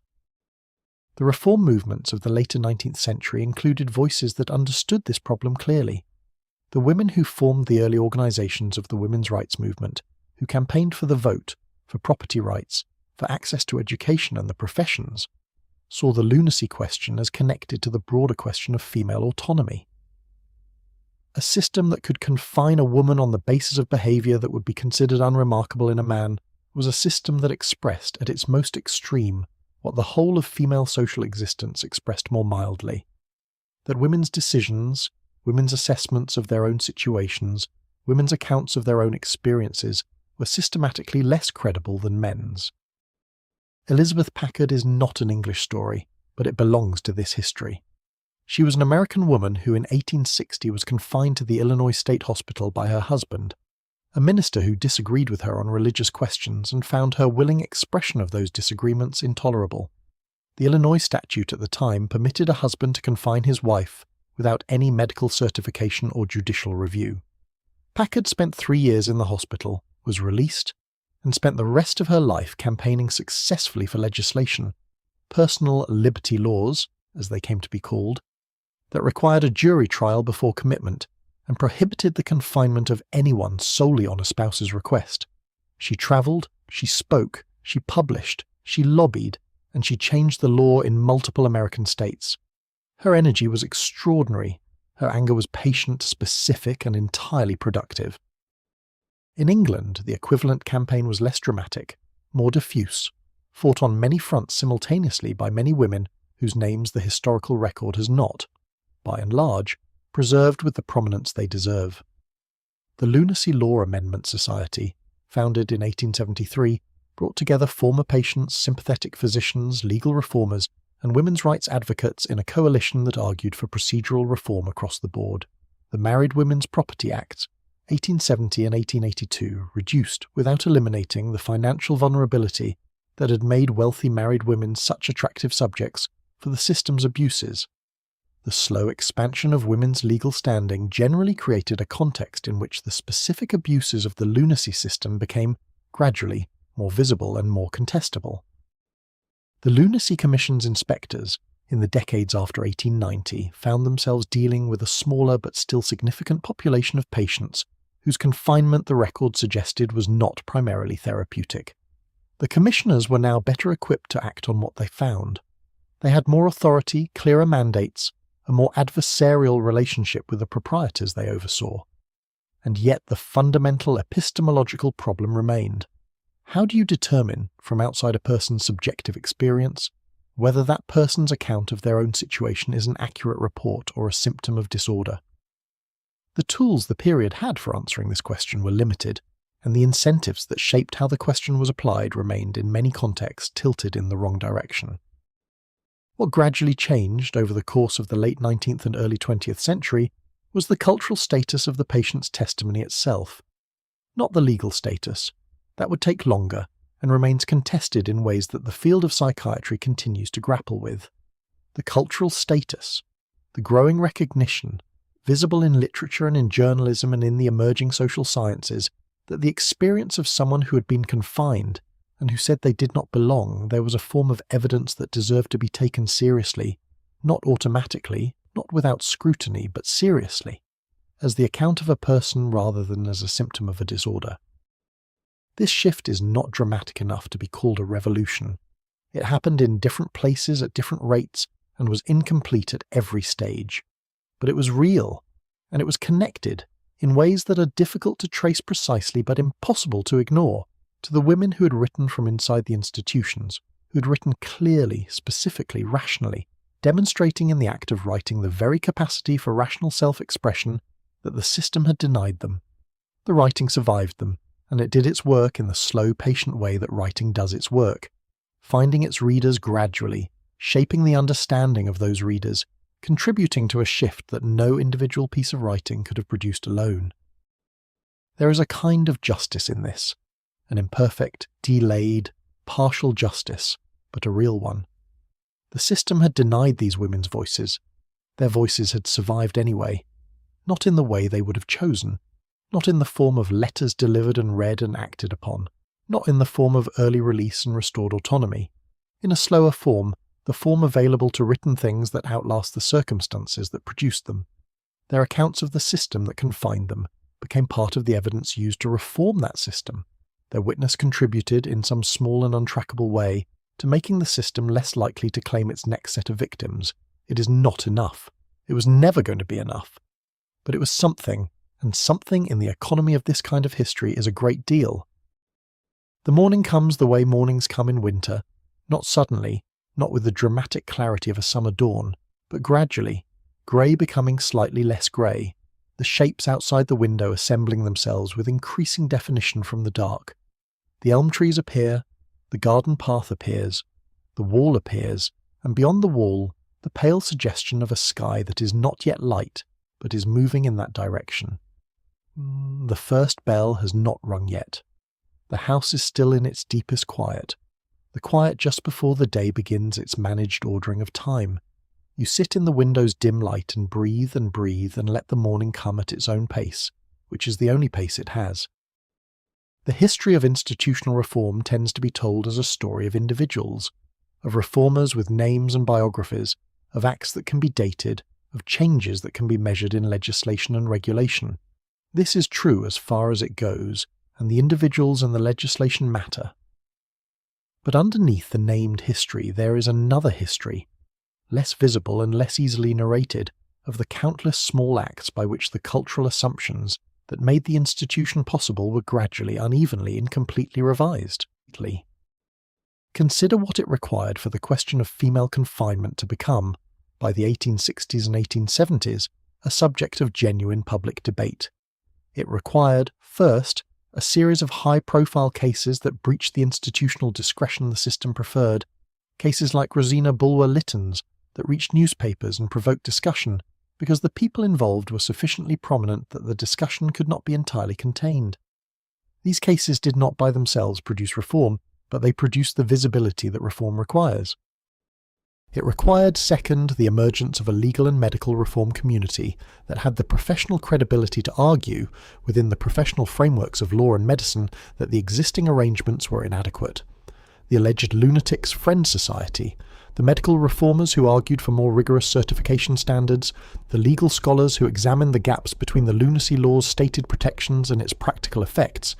These people operated within the professional world and could not be dismissed, as the patient's own testimony could be dismissed as evidence of disorder. It required, third, the gradual shift in the cultural understanding of female psychology that accompanied the broader changes in women's social and legal position over the course of the 19th century. As women gained access to education, to property rights, to the professions, to public life in various forms, the assumption that women's reasoning was inherently less reliable than men's became harder to maintain with the old confidence. Not because anyone sat down and changed their minds about it all at once, but because the evidence accumulated, the evidence of women who reasoned publicly and well, who argued cases and administered institutions and conducted scientific research and wrote novels and organized political campaigns, until the original assumption required a kind of active effort to maintain that it had not previously required, because previously it had been simply obvious. This shift in cultural assumption was not sufficient on its own to change the lunacy system. The system had its own inertia, its own institutional interests, its own professional frameworks that were slow to incorporate new assumptions, even when those assumptions had become broadly established elsewhere. But the shift created the conditions in which reform became politically possible, in which a politician who advocated for tighter certification requirements could do so without being accused of soft-headedness, in which a physician who argued for taking patients' testimony seriously could be heard as a progressive professional rather than a confused sentimentalist. The Lunacy Act of 1890, which substantially tightened the certification requirements and strengthened the oversight mechanisms, passed with relatively little parliamentary opposition. By 1890, it was no longer a controversial position to hold that the existing system was too easy to abuse. The controversy was over the details of reform, not over whether reform was needed. This is the measure of how far the cultural shift had travelled in the preceding 50 years. What had been the eccentric, professionally risky position of a small number of reformers in the 1840s had become, by the 1890s, the mainstream consensus. The women who had contributed to this shift by writing and speaking about their experiences, who had produced the testimony that could not be entirely ignored, that worked on public consciousness in the slow way that testimony works on public consciousness, did not live to see the full extent of what their writing accomplished. Rosina Bulwer-Lytton died in 1882. Georgina Weldon, who had the great good fortune of living until 1914, saw some of the changes she had advocated for come into effect, but also saw how much remained unchanged. Anne Sargent, whose partial manuscript is in the Provincial Archive, left no record of what happened to her after her release. We do not know how old she was when she died, or what kind of a life she returned to, or whether she knew that her manuscript had survived. There is something that must be said about the women who did not write, who did not publish, who did not come before commissioners or appear in newspapers or leave any record of themselves beyond an entry in an admission register. They are the majority. For every Rosina Bulwer-Lytton, there were hundreds of women whose names appear only in the institutional records, whose experiences are accessible to us only through the institutional descriptions of them, the physician's case notes, the attendant's reports, the commissioner's brief observations during an inspection visit. These descriptions are not nothing. They are evidence of a kind, but they are descriptions from the outside shaped by the frameworks and interests of the describer, and they cannot substitute for what is not there. The woman's own account of herself. The absence of these accounts is a wound in the historical record that cannot be healed, only acknowledged. The women who wrote from inside these institutions were doing something exceptional in their circumstances, something that required resources and energy and persistence and a degree of support from outside that many confined women simply did not have. The women who didn't write are not absent from this history because their experiences were less significant. They are absent because the conditions of their lives made the preservation of their testimony impossible. The silence where their voices should be is itself a form of testimony about what the system did to them. And yet, we have been sitting with these women for hours now, in the particular way that this kind of telling allows. We have been in the rooms with them, in the gardens, at the writing tables.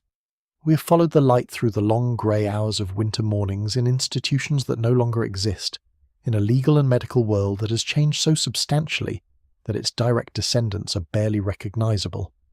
We have listened to the sounds of the night, the creak of the building, the distant cry, the rain on the courtyard stones. We have sat very still in a chair beside a dying fire and let the story do what stories do, which is to put us, however briefly and however incompletely, in the position of someone else. This putting in position is not the same as understanding. It does not give us access to what the women actually felt, which was particular and irreducible and happened in a specific moment in a specific body, and is therefore, in the most fundamental sense, gone. But it gives us something. It gives us the habit of attempting to imagine, of taking seriously the claim that there was an inside to these situations, that the people who inhabited them had interior lives that were not fully described by the institutional frameworks that managed them. This habit, this orientation toward the interior experience of people who have been defined primarily by others' descriptions of them, is perhaps the most important thing that this kind of history can cultivate. The night has done its work. The fire has finished what it started. The window holds a darkness that is, at last, beginning to thin. Not morning yet, but the suggestion of morning. The pre-dawn quality of a sky that is readying itself. In a few hours the birds will begin. The sparrow will return to the gravel path. The garden will assemble itself from the dark. The day will begin, in whatever form the day takes in this telling, and the women who have been here with us through the night will take up their positions in it, at the writing table, in the garden, at the dining room table where the breakfast has arrived. They will do what they have always done, attend to the small and specific things of the world immediately available to them, with the precision of people who understand that the world immediately available is the world they have, and that it is therefore worth attending to with all the care they can bring. Let us return to a specific morning. The year is 1831. The place is a private establishment called Kensington House, licensed for 20 patients of the better class, operating from a large converted house in Middlesex whose grounds included a kitchen garden, 2 walled courtyards, and an ornamental walk with a view toward a distant church spire.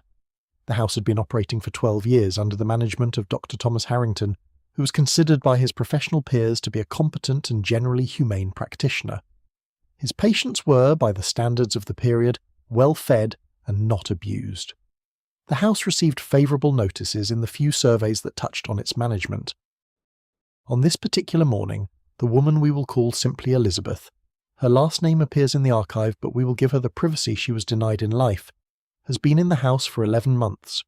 She arrived in November of 1830, brought in a private carriage with her maid and a trunk of clothing, certified by a physician she had met only once, on the recommendation of her husband who had, the previous month, discovered that Elizabeth had been in private correspondence with a solicitor about the management of her father's estate, money that had passed to her husband upon their marriage but which, Elizabeth had been advised, might be recoverable under the specific terms of her father's will.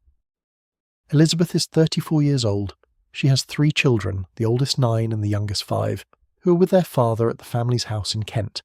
She has not seen them in 11 months.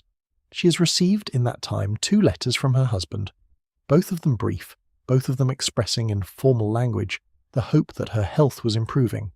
She has sent in that time 14 letters, of which 7 have been delivered to their intended recipients and 7 have not. She does not know which 7 are which. On this particular morning, Elizabeth is sitting at the writing table in her room.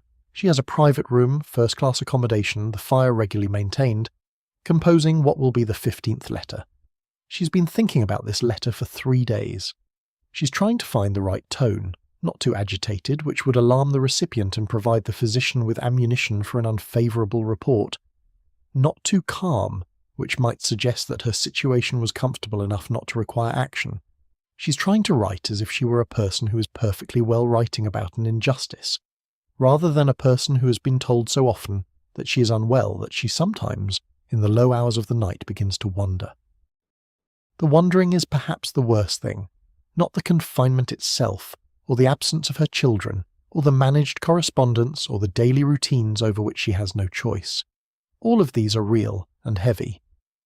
But the wondering, the slow erosion of certainty about her own perceptions, her own memories, her own judgments, is something the external circumstances could not have produced on their own. It is the internal response to being told, consistently and authoritatively, that her internal experience of her situation is an unreliable guide to what is actually happening, that the physicians know better, that she is unwell, that the difficulty she feels is a symptom, that when she recovers, when she truly recovers, which will be evident to others before it is evident to her, the world will look different, and she will understand. She does not believe this, but the repeated statement of it in professional language by people who hold authority over every aspect of her daily life has created a quality of uncertainty that was not there before. She knows this. She watches it happening. The watching is itself a form of resistance, maintaining a position from which she can observe her own psychology rather than being entirely inside it, noting the ways in which the institution's assumptions are seeping into her own relationship with herself. This self-observation is exhausting. It is also the clearest evidence she has that she is, in fact, well. The kind of precise, critical attention to one's own mental processes that she's maintaining is not, she's fairly certain, what disordered thought looks like.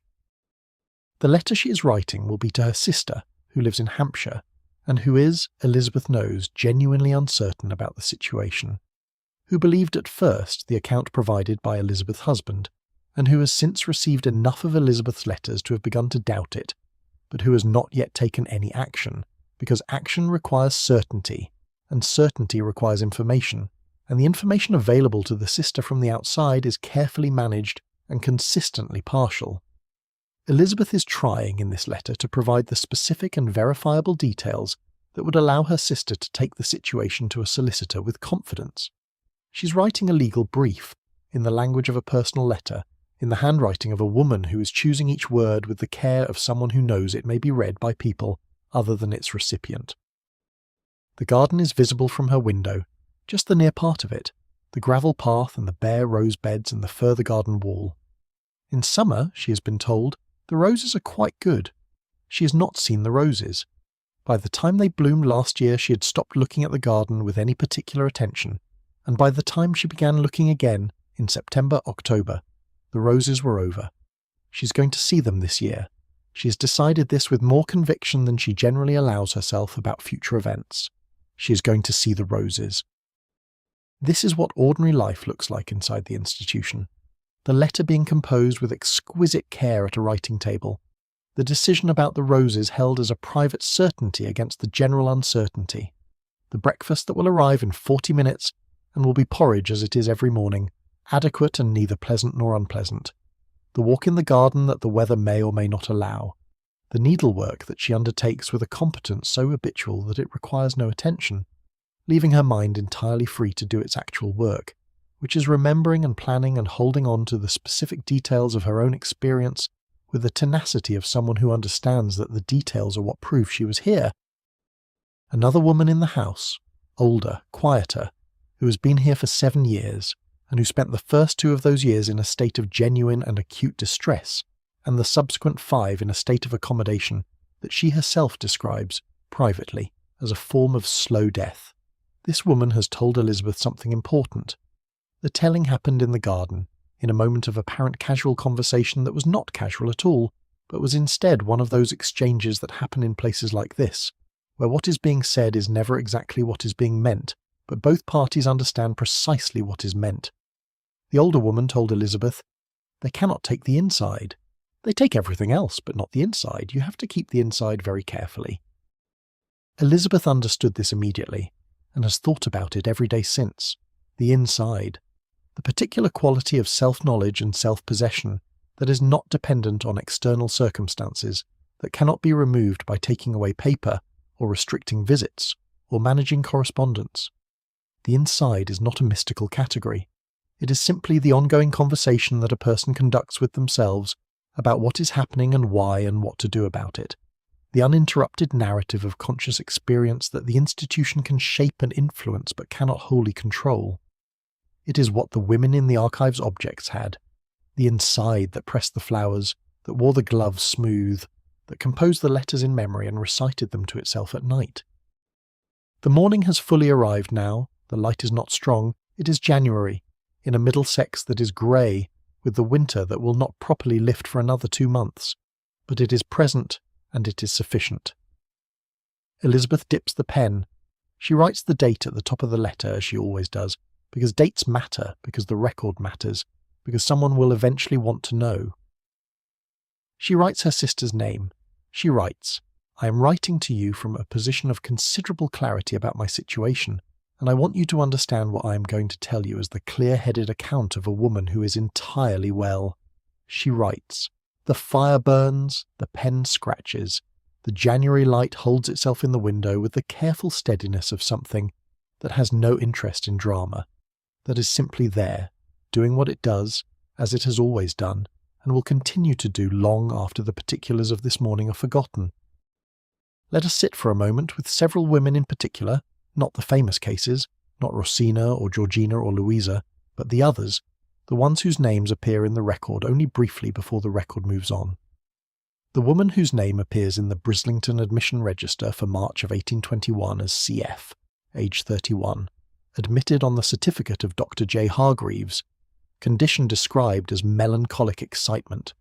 She stays in the register for 4 years and then does not appear in the discharge register.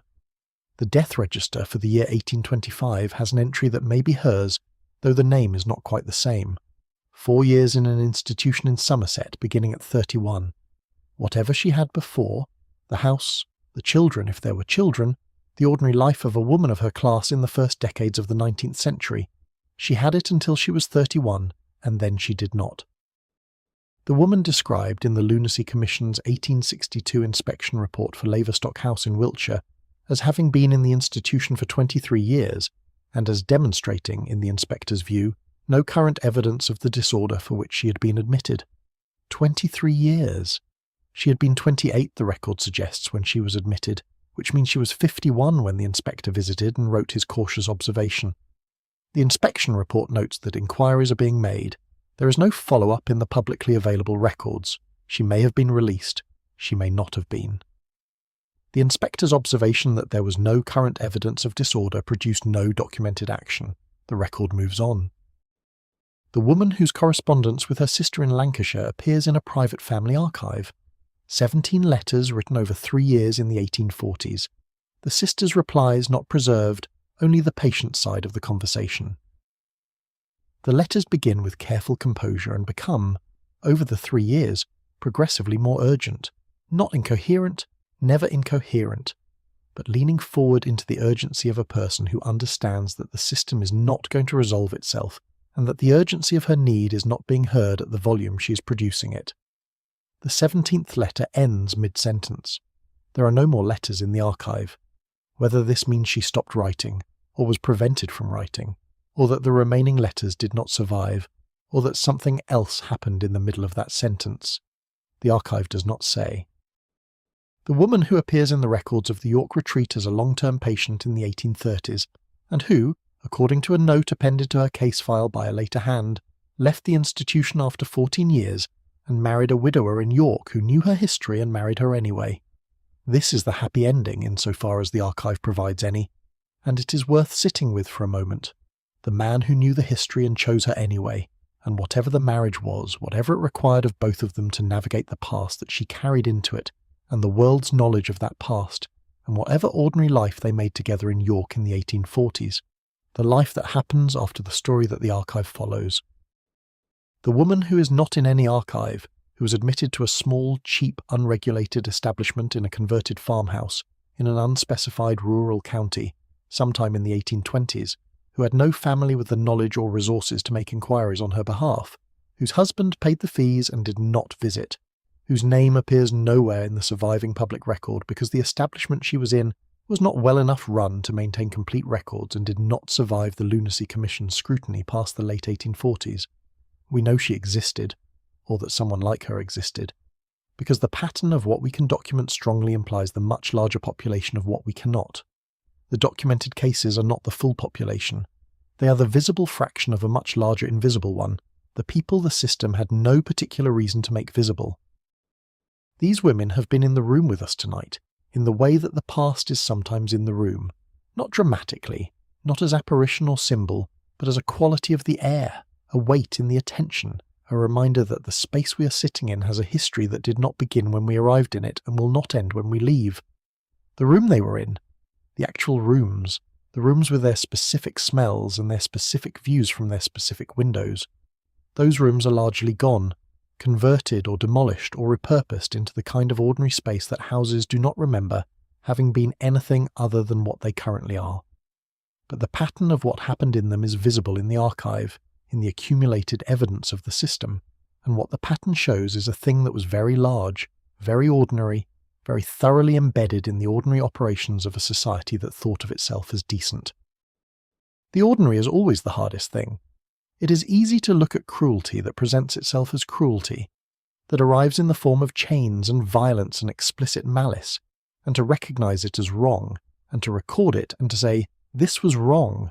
It is harder to look at a system that was not, by and large, cruel in its explicit conduct, that was in many of its expressions genuinely trying to do what it understood as good, that was staffed by people who were not monsters, but were simply people doing their professional and social roles in the way those roles were defined, and to recognize in this system something that produced, with the reliable efficiency of any well-designed machine, outcomes that were wrong, outcomes that destroyed lives that did not need to be destroyed, that confined women who did not need to be confined, that silenced testimony that deserved to be heard. The system was ordinary. The harm it produced was also ordinary. This is the thing that is hardest to hold in mind, because the mind prefers its wrongs to be exceptional, prefers to locate the wrongness in individuals who can be identified and judged, in moments that can be dated and condemned. The wrong that is simply the operation of a system, produced by people who thought they were doing their jobs correctly, sustained by a culture that had decided this was how things were done. This kind of wrong requires a different kind of attention, a sustained willingness to look at the mechanism without the comfort of a villain, without the relief of a clear moral, with only the slow, difficult acknowledgement that systems can produce injustice even when no one inside them intends it, and that this is perhaps the most important kind of injustice to understand. The night has been long, the story has been long. These things are related. The length of the story is proportionate to the length of the time it took the world to understand that the thing it contained was wrong, and the length of the night is proportionate to the depth of the territory we have been moving through, which is not shallow territory and does not yield its meaning quickly. You have been very patient. You have sat with the difficult and the specific and the repeated question of what it means for a person's account of their own experience to be the last account anyone consults. You have sat with this question in the dark, in the late hours, in the particular stillness that this kind of telling asks for. What you have been given, what this long night has offered, in lieu of resolution, in lieu of the clean moral that the story resists, is proximity. The proximity of having been, for these hours, in something like the position of the women in this history, in the night, in the quiet, in a room with walls, attended by the particular texture of late-night consciousness that holds things differently than daylight consciousness holds them, that allows the specific weight of specific facts to settle differently, that makes the distance between then and now slightly smaller than it is in the ordinary light of a practical day. This proximity is not understanding, but it is the beginning of it, the condition that makes understanding possible, the willingness to be in the difficulty rather than at a comfortable distance from it. The pre-dawn light is almost here. The sky behind the elm trees has committed to the grey that precedes the pale blue, that precedes the actual warmth of a winter morning, which will be modest and brief, but which will come. The fire is gone. The candle is gone. The room holds only what it always holds. Its walls, its window, its view of the garden, the particular quality of air that a room develops overnight, the accumulated breath of a long and attentive night. You are in this room. You will leave it, when the morning properly arrives, and return to the ordinary world and the ordinary light, and the things the ordinary day asks of you. But for now, for a little longer, you are here, in the grey, before the pale blue, in the last of the night's particular dark holding the story. Release from a private asylum in the 19th century was not a clean event. It did not arrive with announcement or celebration. It happened in various ways, sometimes suddenly, after an intervention by a family member or a solicitor, or the Lunacy Commission, sometimes gradually, through a process of reduced supervision and increasing liberty that ended one day, with the patient leaving in a carriage, rather than staying in the house. However it happened, what waited on the other side was a world that had continued without the released person, for however many years they had been absent, and that had organised itself around that absence in ways both practical and social. The practical consequences of years in an asylum were, for women of the middle and upper classes, often severe. Property that had been managed by husbands or Court of Chancery committees in the patient's absence had been managed according to interests that were not the patient's own. Decisions had been made about children's educations, household arrangements, financial investments, family properties. Social relationships had shifted. Some friendships had survived the absence, maintained through correspondence or the patient's visitors. Others had quietly ended, dissolved either by the awkwardness of the situation or by the management of information that the institution and the family had collectively conducted. The returned woman was not returning to the life she'd left. She was entering something that had grown over the absence like a garden grows over a path, recognisable in its general outlines, but changed in detail, grown in unexpected directions, shaped by a time that did not include her. The social reception of a woman who had been confined in a private asylum depended heavily on how the confinement had been described to the social world. In households where the family had maintained that the woman was genuinely unwell and had simply been receiving treatment, a return to something like normal social life was possible, provided the woman was willing to accept the narrative and not to contradict it. The narrative required her to speak of her time in the asylum as a period of illness from which she had recovered, not as an imprisonment from which she had escaped, not as a wrong that had been done to her, but as a misfortune that had befallen her and from which she was now, fortunately, better. Women who accepted this narrative and maintained it consistently could sometimes return to approximations of their former social positions. Women who refused the narrative had a harder time. Rosina Bulwer-Lytton, whose public campaign against her husband's use of the lunacy system had given her, as we have seen, a degree of public support, found that the support did not translate into a restored social position. She was celebrated in some quarters as a wronged woman who had fought back, but this celebration had the quality of novelty rather than normalcy. She was interesting. She was brave. She was not quite a person whose social presence anyone wished to maintain on a daily basis, because her presence was a reminder of something uncomfortable, and social life in the period preferred to manage its discomforts by containing them rather than engaging with them. The children of confined women present perhaps the most painful dimension of the aftermath. Children who had grown up without their mother, who had been told stories about her that were partial or false, who had developed their sense of who she was from a distance and through the filters of other people's accounts, sometimes found the return of the actual person disorienting in ways they could not clearly articulate. The mother they had remembered and the person who now sat across from them at dinner were connected by name and by certain physical features and by a relationship that had been interrupted but not dissolved. Everything else had shifted. The children were older, the mother was different, changed by years of institutional life in ways that were difficult to specify but impossible to miss. The relationship needed to be rebuilt from a position quite different from the one the separation had interrupted. Some of these reunions were successful, in the cautious sense that the relationship eventually stabilized into something that provided genuine sustenance for both parties. Others did not find stability. The dynamics that had produced the original confinement, the disagreements, the patterns of communication that had broken down, the accommodations and refusals that had crystallized into conflict, did not disappear because the person had been away for several years. In some cases they had intensified in the absence, having had no opportunity for the small adjustments and accommodations that ongoing contact provides. The return was sometimes the beginning of the conflict's next phase rather than its resolution. There is an economic dimension to the aftermath that the records document more clearly than the emotional one, because the economic dimension produced legal proceedings, and legal proceedings produced documents. Women who had been confined, and who upon their release found their property significantly diminished or mismanaged had, in theory, legal recourse. The Court of Chancery, which had supervised the management of their estates during their incapacity, was theoretically accountable for how that management had been conducted. In practice, bringing such a claim was expensive, slow, and uncertain, and required the former patient to demonstrate not only that mismanagement had occurred, but that she herself was now sufficiently competent to conduct the proceedings, a demonstration that was particularly fraught, given that her recent history of institutional confinement was precisely the kind of evidence that her opponents would use to suggest she was not. The women who published memoirs of their confinement, and there were, by the later Victorian period, a number of such publications, were doing something that went beyond the personal. They were producing a public record that existed outside the institutional systems that had managed them, a record that said, "This happened, in this way, with these consequences, for these reasons." The publishing of such a memoir was itself an act of legal and social significance. It created a document that could be cited, referred to, used as evidence of the existence of the practices it described.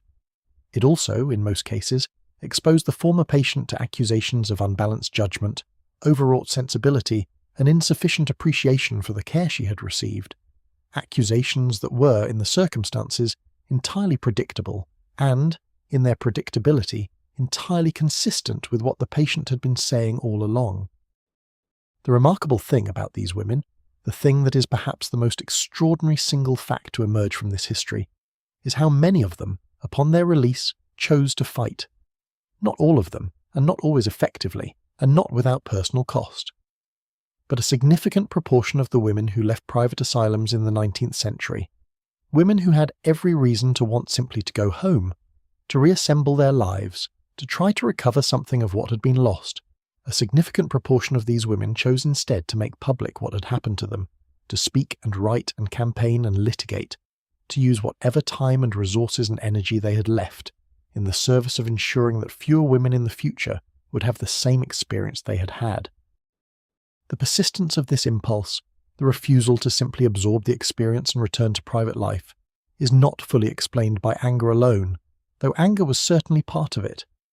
It seems also to have involved something that is harder to name, a sense that the experience had created an obligation, that having been inside the system and survived it, and come out able to speak, one had an obligation to the women who were still inside it and could not speak, and to the women who had been inside it and had not come out, and to the women who might in the future find themselves inside it if no one spoke about it clearly enough and persistently enough to make it harder to sustain. This sense of obligation is a form of solidarity that the women themselves rarely named as such. The vocabulary of female solidarity was not, in the mid-Victorian period, widely available or socially sanctioned. These women described their motivations in individual terms, a sense of justice, a desire to clear their names, a conviction that the truth ought to be known. But the collective effect of their individual testimony was something more than the sum of its parts. It was the creation of a counter-record, a body of evidence that existed in tension with the official record of the institutions that said, "We were here, and this is what it was like, and it was not what you said it was." The night has almost passed. Not quite, but almost. The quality of the darkness has changed, become thinner in some indefinable way, as if the dark itself is relaxing its grip slightly in preparation for what is coming. The first grey is not yet visible, but it is near. The birds are beginning, in the trees beyond the wall, not a full dawn chorus, just the tentative first notes, a single voice and then another, checking the air, deciding whether morning is ready. The house is very quiet. The fire is very low. The blanket across your lap is exactly the right weight for this temperature, and you are very still, and the thinking that has filled the hours of the night is settling now, like water settling, finding its level. The act of witnessing a wrong that you cannot prevent or correct is one of the more difficult things that human consciousness is asked to perform. It does not have the clarity of acting, of doing something, of intervening, of changing the situation through the application of will or resources or argument. It does not have even the clarity of failing to act, the negative space of a decision against action that at least has the character of a decision. Witnessing is something else. The sustained, careful attention to what is happening, maintained in the absence of the power to change it, held as a form of fidelity to the reality of the situation against the pressure, always present in difficult situations, to look away. The women in this history were, many of them, witnesses as well as subjects. They witnessed what was being done to them. They witnessed it with the particular quality of attention that people in difficult circumstances sometimes develop, an intensified awareness, a sharpening of observation, a refusal of the blurring and softening that would have made their situation easier to inhabit but harder to describe. They took notes in whatever form was available to them. They held the particulars, the smell of the laudanum, the sound of the locked door, the specific phrase the physician had used in that particular sentence, against the future possibility that those particulars might be needed, might matter, might constitute evidence that someone would want to consider. The cost of this witnessing was real. Sustaining clear attention to a painful situation over months and years without the possibility of acting on what you observe is exhausting in a way that is difficult to describe without sounding merely worn out. It is not mere tiredness. It is the specific depletion of a capacity, the capacity for sustained, clear-eyed engagement with the world, that is being asked to operate in conditions where its operation produces no results. The women who maintained this quality of witness over long periods, who kept their accounts clear and their observations specific through years of confinement, were doing something that required enormous reserves of an energy that had no means of replenishment. Some of them ran out of that energy. The accounts show this in various ways. The letters that become shorter, less specific, more formal. The diary entries that begin to repeat themselves, falling into formulaic accounts of the same days. The quality of resigned detachment that some women seem to have achieved as a survival mechanism, a way of inhabiting the situation without continuing to be wounded by it at full intensity. This detachment is not pathology. It is adaptation. It is what human beings do when the alternative, the full feeling of what is happening to them, becomes more than a person can sustain without collapse. The institution may have called it improvement. The women who experienced it seem to have understood it as something more morally ambiguous, a way of going on that involved some sacrifice of the self that had previously witnessed, the self that had been watching and noting and holding. And yet, the letters in the walls were not written by women who had detached themselves entirely. The memoirs were not written by women who had achieved the kind of resigned accommodation that makes witnessing unnecessary. The letters that arrived, that reached sisters and brothers and solicitors and reformers, were not written in a detached or formulaic voice. They were written in the voice of people who were still, despite everything, paying attention, still noting the specific, still insisting on the particular, still treating their own experience as evidence of something that mattered and that deserved to be accurately reported. The production of this testimony, the sustained effort, over the length of a confinement to keep the record clear, is perhaps the central achievement of the women whose stories we have been following tonight.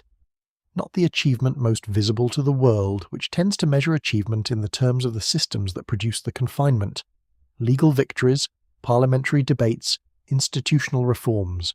These achievements are real and matter. But they were downstream of something smaller and harder, the achievement of the women who continued to see clearly, in circumstances designed to make clear seeing impossible, and who continued to record what they saw, in circumstances designed to prevent recording, and who continued to address that record to the world outside the wall, in circumstances designed to prevent communication. The record that they produced, incomplete, partial, distributed across archives and attics and the backs of documents and the margins of books, is the record that this history is reading. It is not a complete record. It is a record shaped by survival, the letters that reached their destinations, the memoirs that found publishers, the manuscripts that were kept by sympathetic relatives, the diaries that happened to be in private rooms rather than common ones when the institution's management was conducted. The record that survived is not the record of typical experience. It is the record of exceptional persistence, exceptional luck, or exceptional connection to the social networks that made preservation possible.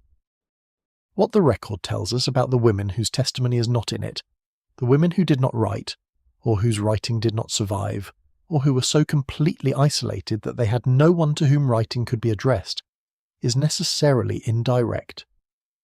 We read the silence around the surviving testimony and try to hear in that silence the shape of the experiences it cannot directly represent.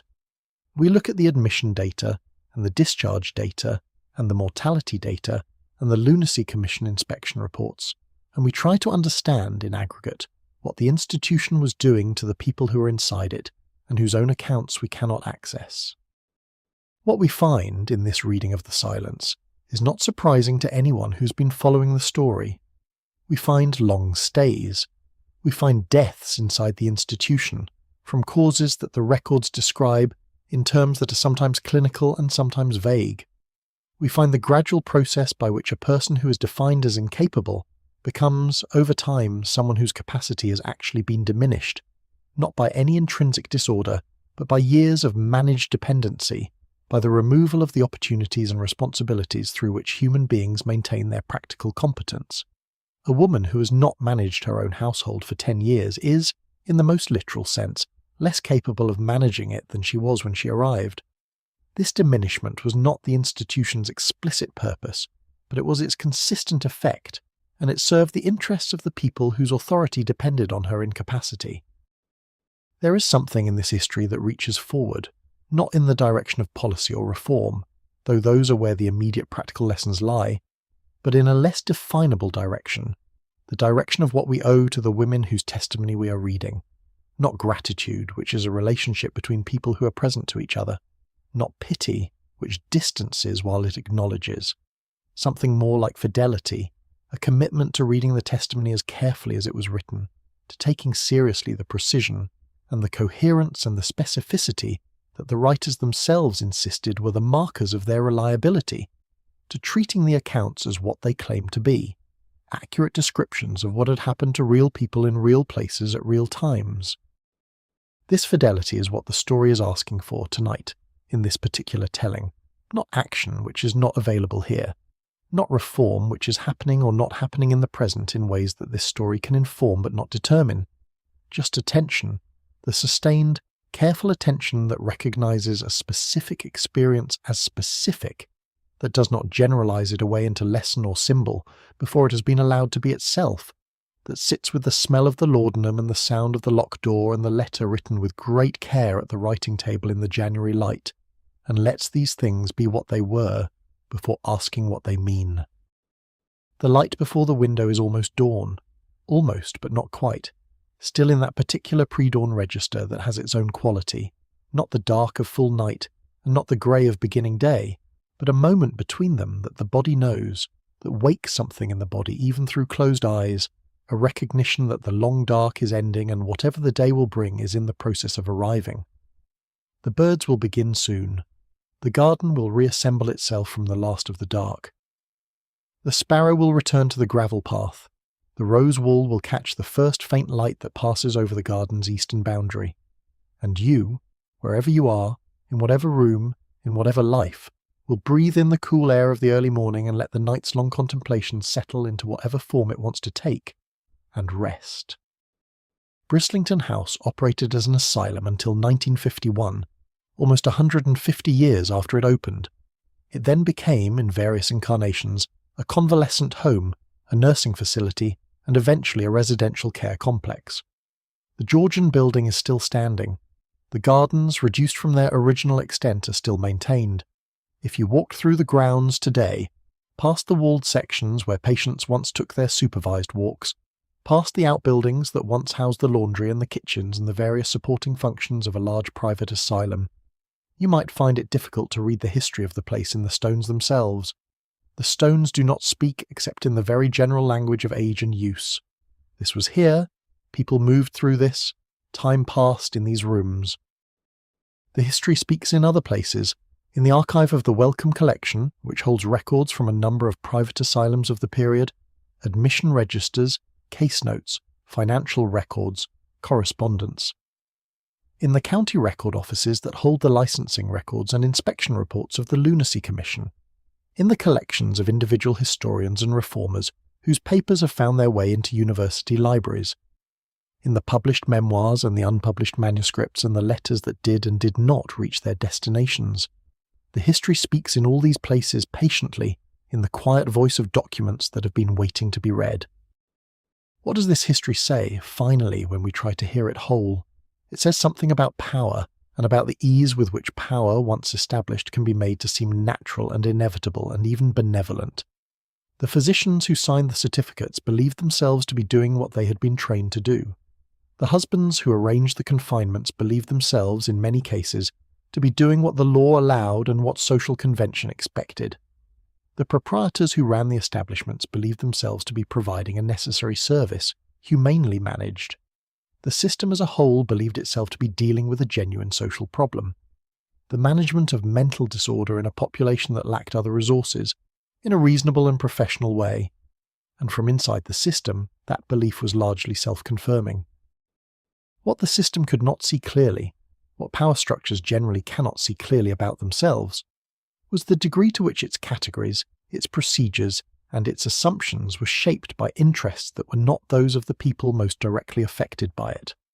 The interests of the medical profession, which benefited from having an uncontested authority over the definition and management of mental disorder. The interests of families, which benefited from having a respectable way to manage inconvenient members.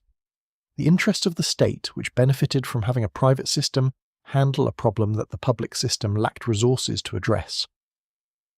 All of these interests were served by the existing arrangement, and none of them were consistently the interests of the women confined within it. This is a familiar story in the history of institutions. It is not unique to the lunacy system, or to the Regency period, or to women.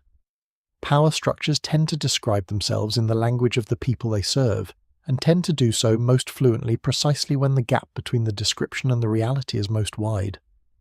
The more completely a system has arranged itself to make critique impossible, the more effectively it has made protest into a symptom, self-advocacy into evidence of disorder, the very act of objecting into a demonstration that the objector lacks the capacity to judge their own situation, the more fluent its self-justification tends to be, because there is nothing within the system to trouble it.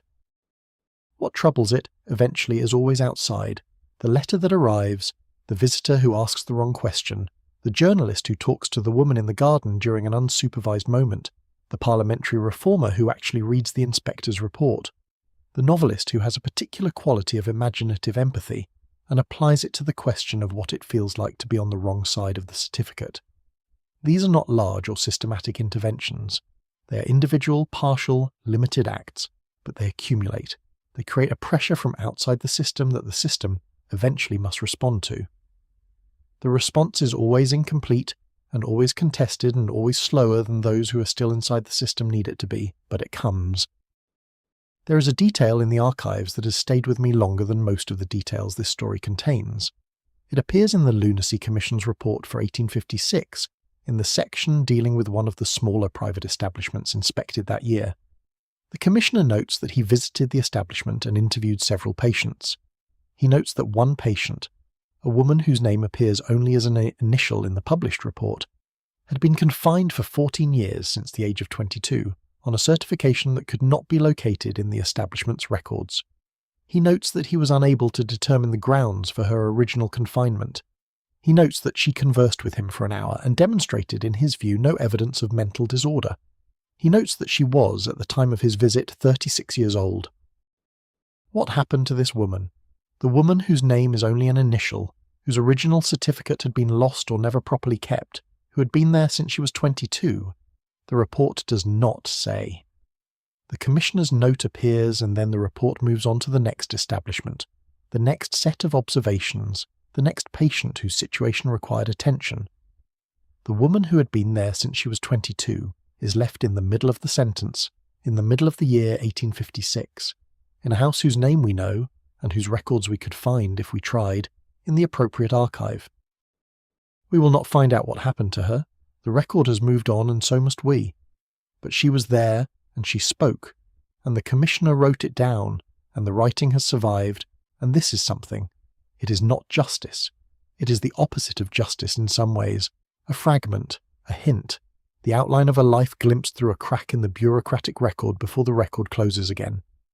But it is real, and it is specific, and it says she was here, and she was 36, and she had been there since she was 22, and when someone finally listened to her, she was coherent. The coherence of these women, the clarity with which they described their own situations, the precision of their memory, the rationality of their arguments, the care with which they calibrated the tone and content of their written communications, is the great refutation of the system that confined them, not because coherence is the only evidence of mental health, but because the system had rested so heavily on the claim that their incoherence justified their management. They were incoherent, the physician said. They lacked insight. They were unable to accurately assess their own condition.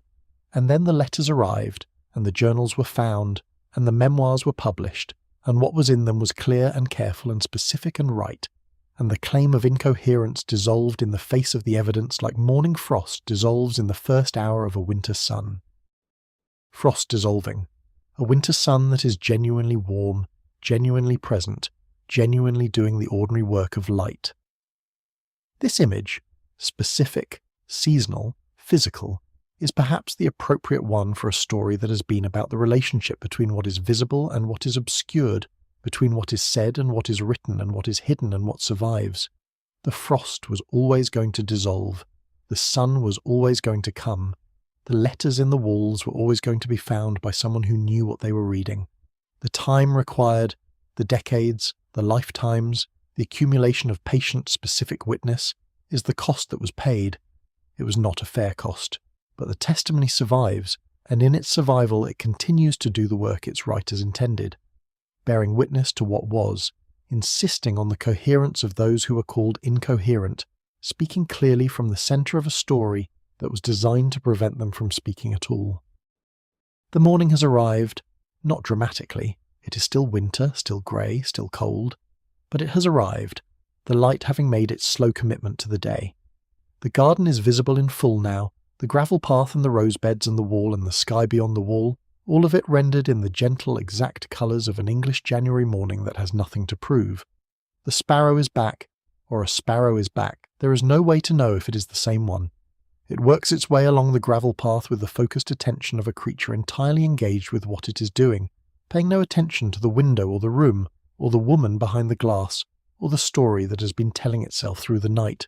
It is simply a sparrow, on a path, in a garden, in the morning. It is exactly as ordinary as everything that matters. Thank you so much for watching. If you'd like to see more videos like this, please consider leaving a like and subscribing to the channel, as it really helps us continue making more content. Anyways, see you in the next one. The story has told itself now. The night has passed through its proper sequence. The early hours when the mind is active and the dark is full of particulars, the middle hours when particulars begin to soften and the mind begins to let go of its grip on the details, the late hours when the dark becomes simply dark, uninflected, requiring nothing. You have moved through all of these. You're in the last one now, or near it. The fire is ash. The candle is a small pool of wax with a blackened wick at its centre, cool now, having given everything it had to the night's light and found itself here, at the end of that giving. The window holds the morning in its grey, patient way. The elm trees are perfectly still. The garden is perfectly still. The wall that encloses the garden is perfectly still, doing what walls do, holding the boundary between what is inside and what is outside with the unhurried authority of stone. The women whose stories we have been carrying through these hours have their own mornings now, in whatever form the past can be said to have mornings. They are in the archive, in the letters, in the spaces between the lines of official records that were not designed to hold them but hold them anyway. They are in the objects in the acid-free boxes, the pressed flowers, the worn gloves, the letters folded until the paper wore through. They are in the particular quality of attention that a person brings to a story told in the dark, in the hours before sleep, in the willingness to sit with a difficult history and let it tell itself at its own pace. The pace of this kind of telling is slow. It is the pace of winter mornings and of letters written with great care and of gardens watched through windows by people who have learned to find sustenance in small, exact things. The sparrow on the path, the light on the wall, the sound of the fire when it was still burning. These are not consolations. They are simply what was there, and what was there was enough to fill a life with attention, even when the life was constrained, even when the walls were close, even when the doors opened only from one side. You breathe in. The air is cool, the blanket is sufficient. The morning continues its slow, reliable arrival outside the window, lightening by degrees so small they can only be noticed in retrospect. The way all gradual things are noticed, not in the moment of change, but in the accumulated effect of many moments whose individual changes were too small to register. This is how mornings work. This is how change works.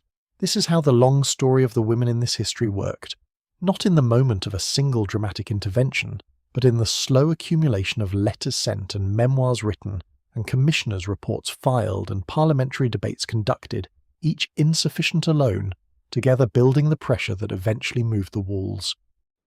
The walls moved, not enough, not quickly enough, but they moved, and they are still moving, in the slow, patient way of institutions that have accepted the direction of change, even if they resist the speed of it. The women helped move them.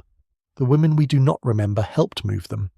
This is what we owe them, in the end, to remember that they were here, that they were coherent, that they spoke clearly about what had been done to them, and that their speaking mattered.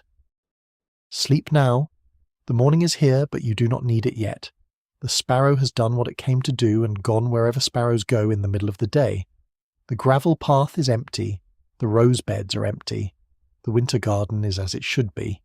Quiet, patient, doing the slow internal work of winter that will not be visible until spring, when the roses will come, as the roses always come, on their own timetable, indifferent to everything except the light and the soil and the seasons turning.